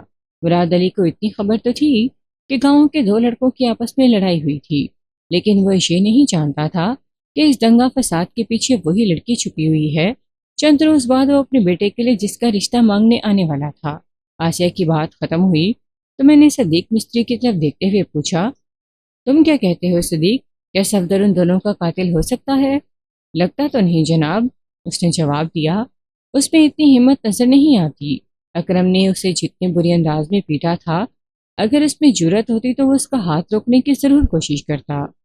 اکرم نے جس وحشیانہ انداز میں صفدر کی پٹائی کی تھی، اسی کے پیش نظر میں اس زاویے پر سوچ رہا ہوں۔ میں نے گہری سنجیدگی سے کہا، صفدر کی پٹائی چونکہ نرگس کی وجہ سے ہوئی تھی، لہٰذا ہو سکتا ہے وہ اپنی ہزیمت کا بدلہ لینے کے لیے کسی موقع کے انتظار میں ہو۔ پچھلی رات اسے یہ موقع میسر آ گیا اور اس نے نرگس اور اکرم کو موت کے گھاٹ اتار دیا۔ ایسا سوچنا عین منطقی اور فطری عمل ہے تھانے دار صاحب، مراد علی نے کہا، لیکن میں نہیں سمجھتا صفدر ایسے جرأت کا مظاہرہ کر سکتا ہے۔ میں نے صفدر کو دیکھ رکھا ہے جناب، وہ چڑیا کے دل والا ایک کمزور سا لڑکا ہے۔ بہرحال میں اس چڑی مار صفدر کو ضرور چیک کروں گا۔ میں نے کہا، آپ مجھے اس کے گھر کا ایڈریس بتائیں۔ صدیق مستری نے فوراً ہی میری مطلوبہ معلومات فراہم کر دی۔ میں اٹھنے لگا تو آسیہ نے گلو گیر آواز میں پوچھا، تھانے دار صاحب شہ تو بتائیں کہ نرگس کی لاش کب تک ہمیں مل جائے گی؟ اس کی ڈولی تو نہیں اٹھ سکی، اب اس گھر سے اس کا جنازہ ہی اٹھے گا۔ بیٹھک کی فضا میں سناٹا چھا گیا۔ آسیہ کی بات نے سب کو غمزدہ کر دیا تھا۔ میں نے تسلیہ آمیز لہجے میں کہا، مجھے امید ہے کل شام سے پہلے دونوں لاشیں اسپتال سے تھانے پہنچ جائیں گی۔ اس کے بعد نرگس کی لاش کو آپ کے گھر تک پہنچانا میری ذمہ داری ہوگی۔ بہت بہت شکریہ تھانے دار صاحب، صدیق مستری نے تشکر آمیز انداز میں کہا اور میرے ساتھ ہی اٹھ کھڑا ہوا۔ میں انہیں تسلی تشفی دینے کے بعد گھر سے نکل آیا۔ جب میں نے تھانے پہنچا تو اندھیرا پوری طرح پھیل چکا تھا۔ وہ موسم سرما کے دن تھے، دن چھوٹا اور رات طویل اور ٹھنڈی ٹھار۔ میں نے تھانے میں پھیلے ہوئے اپنے معاملات کو سمیٹا اور کوارٹر میں آ گیا۔ میرا کوارٹر تھانے کے پچھواڑے میں واقع تھا۔ جب میں تھانے سے اٹھا تو کانسٹیبل عباس علی میرے سونپے گئے مشن پر روانہ ہو چکا تھا۔ میں نے رات کا کھانا کھایا، عشاء کی نماز ادا کی اور گرم لحاف میں دبک گیا۔ پورا دن بھاگ دوڑ میں گزرا تھا اور بدن تھکن سے چور تھا، لیکن اس کے باوجود بھی اس رات میں دیر تک جگتا رہا اور دوہرے قتل کی اس پراسرار واردات کے بارے میں سوچتا رہا۔ نرگس اور اکرم کا قتل کوئی معمولی واقعہ نہیں تھا، یہ خاصا الجھا ہوا معاملہ تھا۔ نور بی بی نرگس اور اس کے گھر والوں سے خفا تھی، اور اگر اس نے اپنی خفگی نکالنے کے لیے نرگس کو کوئی نقصان پہنچانے کے بارے میں سوچا ہوگا تو پھر اکرم کا قتل کوئی معنی اور جواز نہیں رکھتا تھا۔ یوں ہی اگر دیکھا جاتا تو صدیق مستری اور آسیہ کو اکرم کی حرکتیں سخت ناپسند تھیں۔ اس نے ان کی بیٹی نرگس کو اپنے ہاتھوں کا کھلونا بنا رکھا تھا۔ اگر وہ دونوں میاں بیوی ہیں، ان میں سے کوئی ایک اکرم کو نقصان پہنچانے کے بارے میں سوچتا تو پھر وہ نرگس کی جان لینے کا تصور بھی نہیں کر سکتا تھا۔ تیسرا گھر مراد علی کا تھا، جہاں نرگس کو بیاہ کر جانا تھا۔ ان لوگوں کو بھی اکرم سے تو شدید ترین نفرت ہو سکتی تھی، مگر وہ نرگس کو جانی نقصان پہنچانے کے بارے میں سوچ بھی نہیں سکتے تھے۔ وہ لوگ بھی شک کے دائرے سے باہر نکل جاتے تھے۔ اب تک کی تفتیش سے جو نتائج سامنے آئے تھے، ان کی روشنی میں مجھے حوالدار سرفراز کی واپسی کا انتظار کرنا تھا۔ عین ممکن تھا کہ وہ انور کے حوالے سے کسی سنسنی خیز خبر کے ساتھ لوٹے۔ اس کے ساتھ ہی مجھے آئندہ روز دو اہم کام بھی انجام دینا تھے۔ نمبر 1، آلۂ قتل کی تلاش کا دائرہ وسیع کرنے کی ضرورت تھی۔ کسی بھی قتل کی واردات میں آلۂ قتل کی بہت زیادہ اہمیت ہوتی ہے، جس کی بازیابی کے بعد قاتل تک رسائی نسبتاً آسان ہو جاتی ہے۔ نمبر 2، کل پہلی فرصت میں مجھے جلال الدین کمہار کے بیٹے صفدر کو تھانے بلا کر اس سے کڑی پوچھ گچھ کرنا تھی۔ اس واردات سے کچھ عرصے پہلے صفدر اور اکرم میں شدید نوعیت کا جھگڑا ہوا تھا، جس میں اکرم نے صفدر کو اچھا خاصا جسمانی نقصان پہنچایا تھا۔ اس بات کے امکانات کو نظر انداز نہیں کیا جا سکتا تھا کہ صفدر نے کسی گہری منصوبہ بندی کے بعد اکرم اور نرگس کو ٹھکانے لگا دیا ہو۔ اگرچہ وہ نرگس کا طلبگار تھا، تاہم اسے اس بات کا اچھی طرح اندازہ تھا کہ اکرم کے ہوتے ہوئے نرگس کو حاصل نہیں کیا جا سکتا۔ زور زبردستی کا ایک تجربہ اس نے کر کے دیکھ لیا تھا، جس میں اسے بری طرح ہزیمت اٹھانا پڑی تھی۔ اگلی صبح بڑی ہنگامہ خیز ثابت ہوئی۔ چودھری فرزند علی کی حویلی میں گزشتہ رات چودھری کے بالفاظ دیگر ڈکیتی کی خوفناک واردات ہو گئی۔ دن کا ابتدائی حصہ اسی سلسلے کی بھاگ دوڑ میں گزر گیا تھا، لیکن ڈکیتی کی اس واردات کا زیر نظر دورے قتل کی واردات کے ساتھ براہ راست کوئی تعلق نہیں تھا۔ تھانے میں بیٹھنے کا موقع دوپہر کے بعد ہی نصیب ہوا۔ میں اپنے کمرے میں آیا ہی تھا کہ اکرم کی بوڑھی ماں نور بی بی مجھ سے ملنے آ گئی۔ میں نے اسے اپنے پاس بلا لیا۔ وہ خاصی اجڑی ہوئی دکھائی دیتی تھی۔ سب سے پہلے اس نے مجھ سے اپنے مقتول بیٹے کے بارے میں ہی سوال کیا۔ تھانے دار صاحب، اکرم کی لاش کب تک اسپتال سے واپس آ جائے گی؟ کسی بھی مقتول کی لاش کے حوالے سے اس کے ورثہ کا یہ سوال بڑا تکلیف دہ اور دل گرفتہ ہوتا ہے، لیکن بہرحال کسی نہ کسی طرح اس کا جواب بھی دینا ہی پڑتا ہے۔ میں نے نور بی بی کی آنکھوں میں دیکھتے ہوئے تسلی بھرے لہجے میں کہا، مجھے امید ہے آج شام تک دونوں لاشیں سرکاری ہسپتال سے تھانے پہنچ جائیں گی، اور اگر دیر بھی ہوئی تو کل صبح لازماً آ جائیں گی۔ تم اس سلسلے میں پریشان نہیں ہونا، جیسے ہی لاشیں یہاں آتی ہیں میں تمہیں اس کی اطلاع دے دوں گا۔ اس نے ایک افسردہ سی سانس خارج کی، پھر بولی، تھانے دار جی، اکرم کے قاتل کے بارے میں کچھ پتہ چلا؟ آپ نے ابھی تک امین اور فضیلت کو گرفتار کیوں نہیں کیا؟ اچھا سوال کیا ہے تم نے نور بی بی، میں نے ٹھہرے ہوئے لہجے میں کہا۔ فضیلت اور امین کو میں نے اس لیے گرفتار نہیں کیا کہ میری تفتیش کے مطابق فضیلت قتل کی اس واردات میں ملوث نہیں ہے، اور جہاں تک امین کا تعلق ہے تو جس رات نرگس اور اکرم کا قتل کیا گیا، امین سعید نگر سے کوسوں دور موزہ شاہ کوٹ میں تھا۔ اب میں آتا ہوں تمہارے سوال کے پہلے حصے کی جانب۔ میں نے لمحاتی توقف کر کے سوالیہ نظروں سے نور بی بی کی طرف دیکھا تو اس کے چہرے پر الجھن نمودار ہو گئی۔ میں نے ایک گہری سانس لی اور اپنی بات کو مکمل کرتے ہوئے کہا، تم نے پوچھا ہے کہ اکرم کے قاتل کے بارے میں پتہ چلا یا نہیں، تو جب مقتول کے وارث اہم باتوں کو چھپائیں گے تو پولیس کس طرح قاتل کا سراغ لگا سکے گی؟ مقتول کے وارث؟ وہ بھونج کا نظر سے مجھے تکنے لگی۔ شی آپ کیا کہہ رہے ہیں تھانے دار صاحب؟ میں ٹھیک کہہ رہا ہوں نور بی بی، میں نے بدستور اس کی آنکھوں میں جھانکتے ہوئے کہا، لیکن اکرم کی وارث تو میں ہوں۔ اس کی حیرانی دو چند ہو گئی۔ میں نے تو آپ سے کچھ بھی چھپانے کی کوشش نہیں کی۔ آپ کا اشارہ صدیق مستری اور اس کی بیوی آسیہ کی جانب ہے۔ نہیں نور بی بی، میرا اشارہ صرف اور صرف تمہاری طرف ہے، مگر میں نے آپ سے کون سی اہم بات چھپائی ہے؟ اس کی الجھن پر گزرتے لمحے کے ساتھ بڑھتی جا رہی تھی۔ کیا تم اسی گاؤں میں بسنے والے کسی نوجوان صفدر کو جانتی ہو؟ صفدر؟ وہ چونکی؟ آپ جلال الدین کمہار کے لڑکے کی بات کر رہے ہیں؟ بالکل، میں اسی کا ذکر کر رہا ہوں۔ صفدر کو کیا ہوا ہے جی؟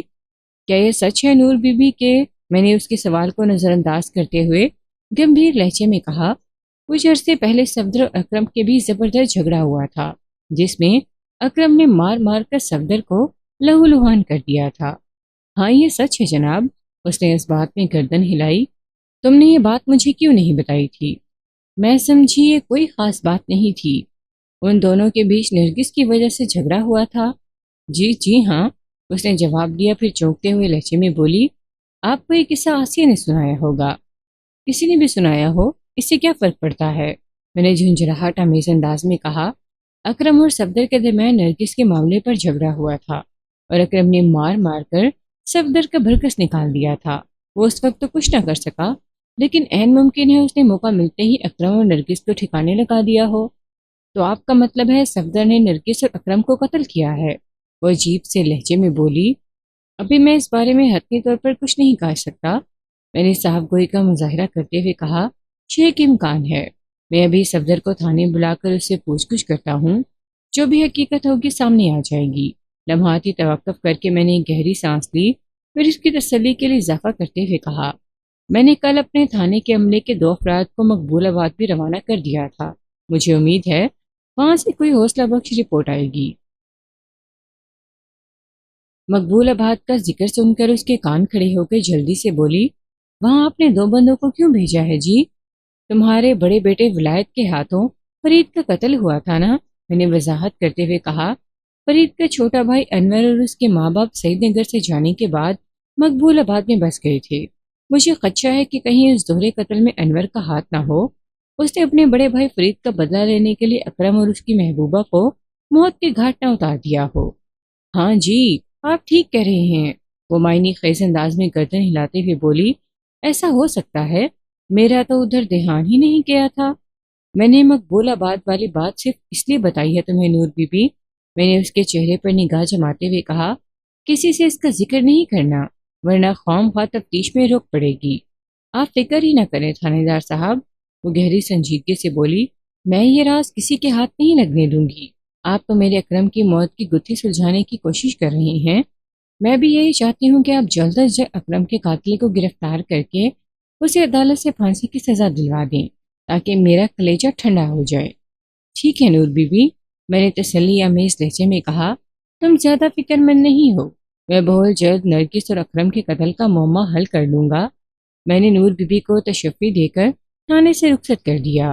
نور بی بی کی اپنی ایک مخصوص سوچ تھی، وہ جب بھی اس واردات کے مجرم کی گرفتاری یا اسے سزا دلوانے کی بات کرتی تھی تو اس کے منہ سے اکرم کا قاتل کے الفاظ ہی خارج ہوتے تھے، کبھی اس نے نرگس یا اکرم کا قاتل کے الفاظ استعمال نہیں کیے تھے۔ اس کے اس رویے سے خود غرضی اور نرگس سے اس کی قلبی عداوت جھلکتی تھی۔ وہ ایک اور معاملے میں بھی اسی سوچ کی حامل دکھائی دیتی تھی۔ اس نے بڑے واشگاف الفاظ میں کہا تھا کہ میں جلد از جلد اکرم کے قاتل کو گرفتار کر کے اسے عدالت سے پھانسی کی سزا دلواؤں تاکہ اس کا کلیجہ ٹھنڈا ہو جائے۔ ان جذبات کا اظہار کرتے ہوئے وہ یہ بات بھول گئی تھی کہ غفور بی بی میں ایک ماں ہے اور اس کے سینے میں ایک کلیجہ موجود ہے۔ اگر ولایت کو فرید کے قتل کے سزا کے طور پر پھانسی دے دی جاتی تو یقیناً اس سے غفور بی بی کے سینے میں ٹھنڈ پڑنا تھی۔ بہرحال انسانی جذبات اور احساسات ایک وسیع موضوع ہے۔ جس دوران میں نور بی بی سے بات کر رہا تھا، میں نے کانسٹیبل عباس کو اپنے کمرے کے سامنے سے گزرتے ہوئے دیکھا تھا۔ وہ مجھے خاصا بے چین نظر آیا تھا۔ عباس علی کو میں نے گزشتہ رات جائے وقوع کی نگرانی کی ڈیوٹی سونپی تھی۔ نور بی بی کے جانے کے فوراً بعد میں نے عباس علی کو اپنے پاس بلا لیا۔ اس نے میرے کمرے میں آ کر سلوٹ کیا تو میں نے کہا، بیٹھ جاؤ عباس۔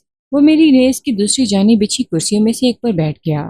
اس کے چہرے پر دبا دبا خوف اور ابھرا ابھرا جوش دکھائی دیتا تھا۔ میں نے اس کی آنکھوں میں دیکھتے ہوئے کہا، عباس، اگر میں غلطی نہیں کر رہا تو تم کوئی سنسنی خیز خبر لائے ہو۔ آپ غلطی کر ہی نہیں سکتے ملک صاحب، وہ سرسراتی ہوئی آواز میں بولا۔ خبر ایسی ہے کہ آپ سنیں گے تو پھڑک اٹھیں گے۔ اس نے پھڑک اٹھیں گے کے الفاظ کچھ اس طرح ادا کیے تھے کہ واقعتاً پھڑک اٹھنے کو جی چاہا۔ میں نے ٹھہرے ہوئے لہجے میں کہا، پھر دیر کس بات کی ہے باز؟ جو بھی سنسنی خیز خبر لائے ہو بیان کرو۔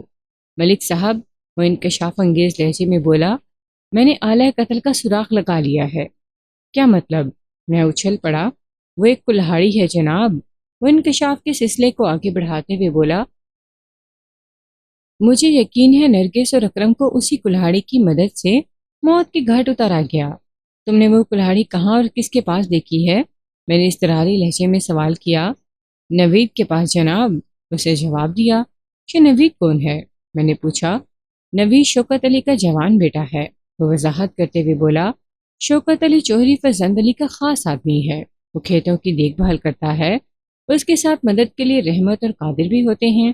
آپ نے کھیتوں کے بیچ بنے جس اکلوتے کمرے کی نگرانی کا مجھے حکم دیا تھا نا جناب، اس کمرے کی بڑی اہمیت ہے ملک صاحب۔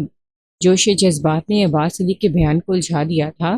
میں نے اس کی وضاحت کے جواب میں کہا، ہاں اس کمرے کی اہمیت تو ہے، ظاہر ہے اسی کمرے کے اندر نرگس اور اکرم کو موت کے گھاٹ اتارا گیا ہے۔ جی ہاں یہ بات تو ہے، وہ قدرے سنبھلتے ہوئے بولا، لیکن میں اعلی قتل کی بات کر رہا ہوں۔ نوید نے وہ کلہاڑی اس کمرے کے اندر سے نکال کر دریا کے کنارے زمین میں دبا دی ہے۔ کیا مطلب ہے عباس؟ میں نے چونک کر اس کی طرف دیکھا۔ ذرا آرام سے ٹھہر ٹھہر کر تسلی سے مجھے بتاؤ کہ رات تم نے کیا کیا منظر دیکھ لیا ہے؟ اس نے 2-3 گہری سانسیں لی، پھر بڑے رب کے ساتھ بتانے لگا، ملک صاحب میں نے جائے وقوع کی نگرانی کے لیے ایک ٹہلی کے درخت کا انتخاب کیا تھا۔ وہ خاصا گھنا درخت ہے۔ میں اندھیرا ہوتے ہی بآہستگی اس درخت پر نشیز جما کر بیٹھ گیا تھا۔ میں درخت کے جس تنے پر جم کر بیٹھا تھا وہاں سے وہ کمرہ اور دریا کا کنارہ بڑی وضاحت کے ساتھ نظر آتا تھا۔ آدھی رات کے لگ بھگ میں نے ایک سائے کو بڑھتے ہوئے دیکھا تو چونک پڑا۔ تاریکی کی وجہ سے میں اسے پہچان نہیں سکا تھا، تاہم میں نے پوری توجہ اس پر مرکوز کر دی۔ اسے لمحاتی توقف کر کے گہری سانس لی، پھر سلسلہ بیان کو آگے بڑھاتے ہوئے بولا، وہ بندہ سیدھا کمرے کی جانب بڑھ رہا تھا اور ساتھ ہی محتاط انداز میں دائیں بائیں بھی دیکھتا جا رہا تھا۔ صاف ظاہر تھا کہ وہ کوئی ایسا کام کرنے کا ارادہ رکھتا ہے جسے دوسروں کی نظروں سے چھپانا ضروری ہو۔ وہ کمرے کے سامنے آ کر رکا تو اس کے گھنگریالے بالوں نے مجھے چونکا دیا۔ مجھے یوں محسوس ہوا جیسے وہ سعید نگر کا ہی رہنے والا ہو، تاہم اتنے فاصلے سے اس کی شکل بھی ہی پہچان سکتا تھا۔ ایک بار جی میں آئی کہ میں ٹہلی سے نیچے اتر کر اس کا تعاقب کروں، لیکن اگلے ہی لمحے میں نے اپنا ارادہ بدل دیا، اور یہ میں نے ٹھیک ہی کیا تھا، ورنہ شاید وہ حقیقت جاننے میں کامیاب نہ ہو پاتا جو بھی آپ کو بتانے والا ہوں۔ کانسٹیبل عباس علی قسطوں میں انکشاف کر رہا تھا، لیکن میں نے اسے ٹوکنے کی کوشش نہیں کی۔ تھوڑی دیر بعد وہ دوبارہ گویا ہوا، ملک صاحب میرے دیکھتے ہی دیکھتے گھنگریالے بالوں والا وہ بندہ کمرے کے اندر داخل ہو گیا۔ تھوڑی دیر کے بعد جب وہ باہر نکلا تو اس کے ہاتھ میں کوئی چمکدار چیز دیکھ کر میں چونک اٹھا۔ جلد ہی مجھے اندازہ ہو گیا کہ وہ کوئی کلہاڑی تھی۔ اس نے مذکورہ کلہاڑی کو بڑی احتیاط کے ساتھ تھام رکھا تھا۔ کمرے سے نکلنے کے بعد بھی اس نے چھپنا نظر سے گرد و پیش کا جائزہ لیا، پھر دریا کے کنارے کی جانب بڑھنے لگا۔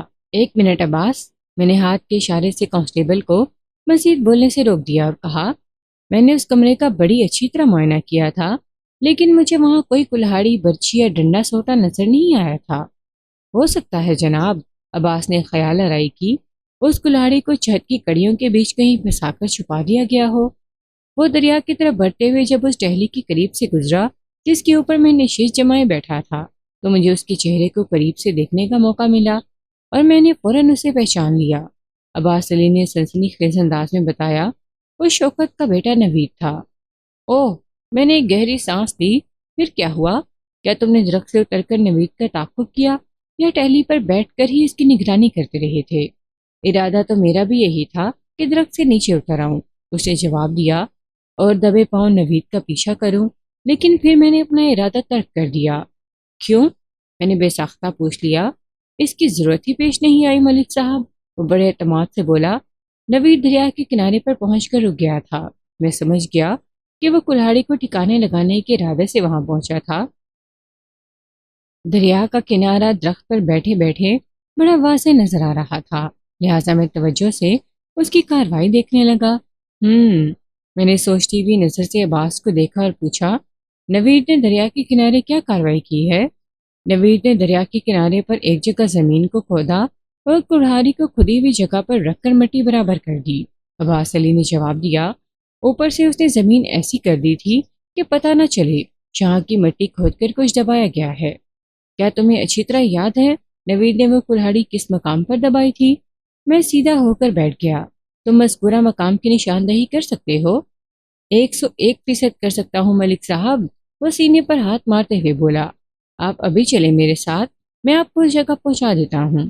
میں ضرور چلوں گا تمہارے ساتھ، میں نے اس بات میں گردن ہلاتے ہوئے کہا۔ پہلے تم اپنی کہانی مکمل کر لو، ہو سکتا ہے اس میں کوئی اور کام کی بات نکل آئے۔ نوید نے کلہاڑی کو زمین میں دبانے کے بعد کیا کیا تھا؟ وہ جدھر سے آیا تھا ادھر ہی لوٹ گیا، عباس نے بتایا۔ واپسی میں اس نے تمام تر احتیاط کو بالائے طاق رکھ دیا اور تیز تیز قدموں سے گاؤں کی جانب بڑھنا شروع کر دیا تھا۔ میں نے قطع کلامی کرتے ہوئے پوچھا، کیا تم پھر بھی درخت کے اوپر ہی بیٹھے رہے تھے؟ نہیں جناب، اس نے بڑی شدت سے نفی میں گردن ہلائی۔ اب ٹہلی کے اوپر بیٹھے رہنے کی ضرورت نہیں تھی، لہٰذا میں فوراً نیچے اتر آیا اور محفوظ فاصلے رکھ کر نوید کا تعاقب کرنے لگا۔ کیا نوید سیدھا اپنے گھر گیا تھا؟ میں نے پوچھا۔ اسی نفی میں گردن ہلائی اور بتایا، نہیں ملک صاحب، گاؤں میں داخل ہونے کے بعد اس نے اپنے گھر کا رخ نہیں کیا تھا، بلکہ اپنے گھر کی مخالف سمت نکلے ہوئے وہ بیری والے کھو کی جانب بڑھ گیا تھا۔ میں نے اس کا تعاقب جاری رکھا اور بیری والے کھو سے تھوڑے فاصلے پر پہنچ کر رک گیا۔ کھو پر گاؤں ہی کا ایک نوجوان نوید کا منتظر تھا۔ دونوں میں مختصر سی بات ہوئی، ان کی آواز میری سماعت تک نہیں پہنچ سکی تھی۔ وہ دونوں واپسی کے لیے مڑے تو میں اچک کر ایک درخت کی اوٹ میں ہو گیا۔ وہ اسے سمت پلٹے تھے۔ اگر میں فوری طور پر خود کو تنی کی آڑ میں نہ چھپاتا تو میرے دیکھ جانے کے قوی امکانات تھے۔ وہ لمحے بھر کو تھما تو میں نے فوراً سوال کر دیا، واپسی میں تو وہ دونوں تمہارے بہت قریب سے گزرے ہوں گے؟ جی ہاں ملک صاحب، اس نے اس بات میں گردن ہلائی اور میرے سوال کی تہ میں پہنچتے ہوئے بولا، میں نے سانس روک لی تھی جناب، اور جب نوید میرے نزدیک سے گزرا تو مجھے اس کے دبلے پتلے ساتھی کو پہچاننے میں کوئی دقت محسوس نہ ہوئی۔ کون تھا وہ؟ میں نے متجسس انداز میں استفسار کیا۔ وہ صفدر تھا جناب، عباس نے سادگی سے جواب دیا۔ اس کے سادہ سے جواب نے میرے اندر سنسنی بھر دی تھی۔ میرے رگو پے میں ایک کرنٹ سا دوڑنے لگا تھا۔ میں نے ایک بارگی پوچھا، تم نے جلال الدین کمہار کے دبلے پتلے اور کمزور سے بیٹے صفدر کی بات تو نہیں کی؟ جی ہاں، بالکل وہی صفدر، وہ تائیدی انداز میں گردن ہلاتے ہوئے بولا۔ پھر پوچھا، کوئی خاص بات ہے ملک صاحب؟ صفدر کے حوالے سے میرے پاس تسلی بخش رپورٹ نہیں ہے، میں نے ٹھہرے ہوئے لہجے میں کہا۔ کچھ عرصہ پہلے مقتول اکرم کے ساتھ اس کا شدید نوعیت کا جھگڑا ہوا تھا، جس میں اکرم نے اس کی درگت بنا ڈالی تھی۔ مجھے شک تھا کہ صفدر اکرم کے قتل میں ملوث ہو سکتا ہے، لہٰذا میں آج صفدر کو تھانے بلا کر پوچھ گچھ کرنے والا تھا کہ تم نے یہ نئی انکشاف انگیز رپورٹ دے دی ہے۔ مجھے تو لگتا ہے صفدر اور نوید آپس میں ملے ہوئے ہیں، وہ گہری سنجیدگی سے بولا۔ اگر نرگس اور اکرم کے قتل میں انہی دونوں کا ہاتھ ہے تو پھر صفدر ہی کو نہیں بلکہ نوید کو بھی تھانے بلا کر تفتیش کی چکی میں ڈالنا چاہیے۔ نہیں، میں نے ایک فوری خیال کے تحت کہا، انہیں تھانے ضرور لایا جائے گا، مگر آلۂ قتل کی برآمدگی کے بعد۔ کیا ان دونوں میں کوئی زبردست یاری بھی ہے؟ ضرور ہوگی ملک صاحب، عباس بڑے اعتماد سے بولا، ورنہ آدھی رات کو وہ بیری والے کھو پر گلی ڈنڈا تو نہیں کھیل رہے تھے۔ تم ٹھیک کہتے ہو عباس، میں اٹھ کر کھڑا ہو گیا۔ میں محسوس کر رہا ہوں نرگس اور اکرم کے قتل کا کیس حل ہونے کے قریب ہے۔ ہمیں ابھی اور اسی وقت ان دونوں کو گرفت میں لے کر دریا کی طرف جانا چاہیے۔ کانسٹیبل عباس نے فوراً میرے خیال کی تائید کر دی۔ لگ بھگ 1 گھنٹے کے بعد میں اور کانسٹیبل عباس علی پوری تیاری کے ساتھ نکلے اور نہایت ہوشیاری کے ساتھ ہم نے یکے بعد دیگرے صفدر اور نوید کو پکڑ لیا۔ پہلے میں نے انہیں باقاعدہ گرفتار کر کے ہتکڑی نہیں لگائی تھی، لیکن انہوں نے مجھے اس کام کے لیے مجبور کر دیا۔ صفدر کی صحت تو گئی گزری کہنا ہی مناسب تھا، تاہم نوید خاصا پھرتیلا ثابت ہوا۔ جب میں انہیں گاؤں سے پکڑ کر دریا کی طرف لے جا رہا تھا تو نوید نے ایک پہلوانی داؤں مار کر کانسٹیبل کی گرفت سے خود کو آزاد کروا لیا تھا۔ نہ صرف آزاد کروا لیا تھا بلکہ وہاں سے فرار ہونے کی کوشش بھی کی تھی، تاہم میں نے بروقت کارروائی کر کے اسے قابو کر لیا تھا۔ اب دونوں کو ہتکڑی پہنانا لازمی ٹھہرا تھا۔ میں نے دونوں کو ایک ایک ہاتھ کو آہنی زیور سے آراستہ کرنے کے بعد زنجیر کا دوسرا سرا اپنے ہاتھ میں پکڑ لیا۔ پھر انہیں دھکیلتے کھینچتے ہوئے ہم دریا کے کنارے پر پہنچ گئے، جہاں کے نشاندہی عباس علی نے کی تھی۔ بعد ازاں مجھے معلوم ہوا کہ نوید کبڈی کا بہت اچھا کھلاڑی تھا۔ وہ دونوں راستے بھر بڑے پریشان رہے تھے۔ ان کی کیفیت کو دیکھ کر مجھے تو یہ اندازہ ہو گیا تھا کہ نرگس اور اکرم کے قتل سے ان کا گہرا تعلق ہے، ورنہ وہ یوں حواس باختہ ہو کر بھاگنے کی کوشش نہ کرتے۔ جب ہم مطلوبہ مقام پر پہنچے تو میں نے دریا کی زمین کی جانب اشارہ کرتے ہوئے خاصے جارحانہ انداز میں نوید سے پوچھا، اس جگہ کو پہچانتے ہو؟ نہیں، وہ بوکھلاہٹ آمیز انداز میں بولا۔ شاہ کیا ہے، آپ ہمیں ادھر کیوں لے کر آئے ہیں؟ ایک خطرناک مگرمچھ دریا میں سے نکل کر اس زمین کے اندر گھس گیا ہے، میں نے طنزیہ لہجے میں کہا۔ تم اسے کھود کر باہر نکالو گے؟ ہمارے ساتھ ہی گاؤں کے کئی افراد بھی مطلوبہ مقام پر پہنچ گئے تھے اور ہمارا تماشا دیکھ رہے تھے۔ ان لوگوں میں یقیناً جلال الدین کمہار اور شوکت علی شامل نہیں تھے، ورنہ وہ مجھ سے سوال ضرور کرتے کہ میں ان کے بیٹوں کے ساتھ کون سا کھیل کھیل رہا ہوں۔ جب دفن کر رہے تھے اس وقت تعلق یاد نہیں آیا تھا، میں نے کڑک دار لہجے میں کہا۔ چلو کھودو اس زمین کو اور سب کو نکال کر دکھاؤ، پچھلی رات تم نے یہاں کیا دبایا تھا؟ اس کے چہرے پر خوف کے سائے لہرانے لگے۔ اب تک وہ محض اس لیے اکڑ رہا تھا کہ شاید کسی ہیلے بہانے سے اس کی جان چھوٹ جائے، لیکن اب تو اس کی جان پر بنائی تھی۔ جب کوئی جائے فرار باقی نہ رہی تو اسے بحالت مجبوری میرے حکم کی تعمیل کرنا پڑی۔ جلد ہی اس نے دریا کی نرم اور گیلی زمین میں سے آلائے قتل یعنی تیز پھل والی ایک خطرناک کلہاڑی برآمد کر لی۔ جب میں نے اس کے جرم کا ذکر کیا تو وہ آئیں بائیں شائیں کرنے لگا، لیکن میں اس کے چکر میں آنے والا نہیں تھا۔ کانسٹیبل عباس علی نے مجھے جو رپورٹ دی تھی وہ نوید اور صفدر کو فٹ کرنے کے لیے کافی تھی۔ آلائے قتل کی دستیابی کے بعد میرا کام نہایت ہی آسان ہو گیا۔ مجھے اور کسی ثبوت کی ضرورت نہیں تھی۔ میں نے جائے وقوع پر ہی نوید کی اچھی خاصی دھنائی کر دی۔ جلد ہی اس کا باپ بھی وہاں پہنچ گیا۔ شوکت علی نے اپنے بیٹے کے بچاؤ کے لیے مجھ پر دباؤ ڈالنے کی کوشش کی، لیکن میں نے اس کی ایک نہ سنی اور نوید صفدر کو کھینچتے ہوئے تھانے لے آیا۔ اس رات میں نے ان دونوں کو حوالات میں رکھا اور تفتیش کا عمل بھی ساتھ ساتھ جاری رہا۔ صفدر جیسا کہ اس کی صحت ہی سے ظاہر ہوتا تھا، تفتیش کا مزہ چکھنے میں ناکام رہا اور ابتدائی مرحلے پر اس نے زبان کھول دی۔ اس کے اقبال کے بعد نوید کے انکار کی گنجائش باقی نہیں رہی تھی۔ تھوڑی چھترول کے بعد وہ بھی پٹڑی پر آ گیا اور اس نے نرگس اور اکرم کے بے ایمانہ قتل کا اقرار کر لیا۔ میں نے دونوں کا اقبالی بیان نوٹ کر لیا۔ واقعات کے مطابق نوید اور صفدر میں گہری دوستی تھی۔ وہ دونوں مختلف اوقات میں نرگس اور اکرم کی وجہ سے ذلت اٹھا چکے تھے۔ ایک موقع پر جب نوید نے نرگس سے زیادہ ہی فری ہونے کی کوشش کی تو نرگس نے اس کے منہ پر تھوک دیا تھا۔ وہ اپنی بے عزتی کو دل میں رکھے کسی سنہری موقع کی طاق میں تھا۔ دوسرا واقعہ صفدر کے ساتھ پیش آ گیا جب نرگس کی وجہ سے اکرم نے مار مار کر اسے لہو لہان کر دیا تھا۔ دونوں دوستوں نے اپنی ہزیمت کا انتقام لینے کے لیے نرگس اور اکرم کو عبرتناک انجام سے دوچار کرنے کا منصوبہ بنا لیا۔ چند روز تک انہوں نے نہایت ہی احتیاط کے ساتھ نرگس اور اکرم کے میل ملاپ کا جائزہ لیا اور یہ جاننے میں کامیاب ہو گئے کہ وہ رات کی تاریکی میں کھیتوں میں بنے ہوئے کمرے میں ملاقات کرتے ہیں۔ چنانچہ وقوع کی رات انہوں نے کارروائی کا فیصلہ کیا اور جب نرگس اور اکرم راز و نیاز میں مصروف تھے تو نوید نے کلہاڑی کے پے در پہ وار کر کے انہیں موت کی نیند سلا دیا۔ صفدر اتنا ہمت والا نہیں تھا کہ اس خونی مشن میں وہ نوید کا ساتھ دیتا۔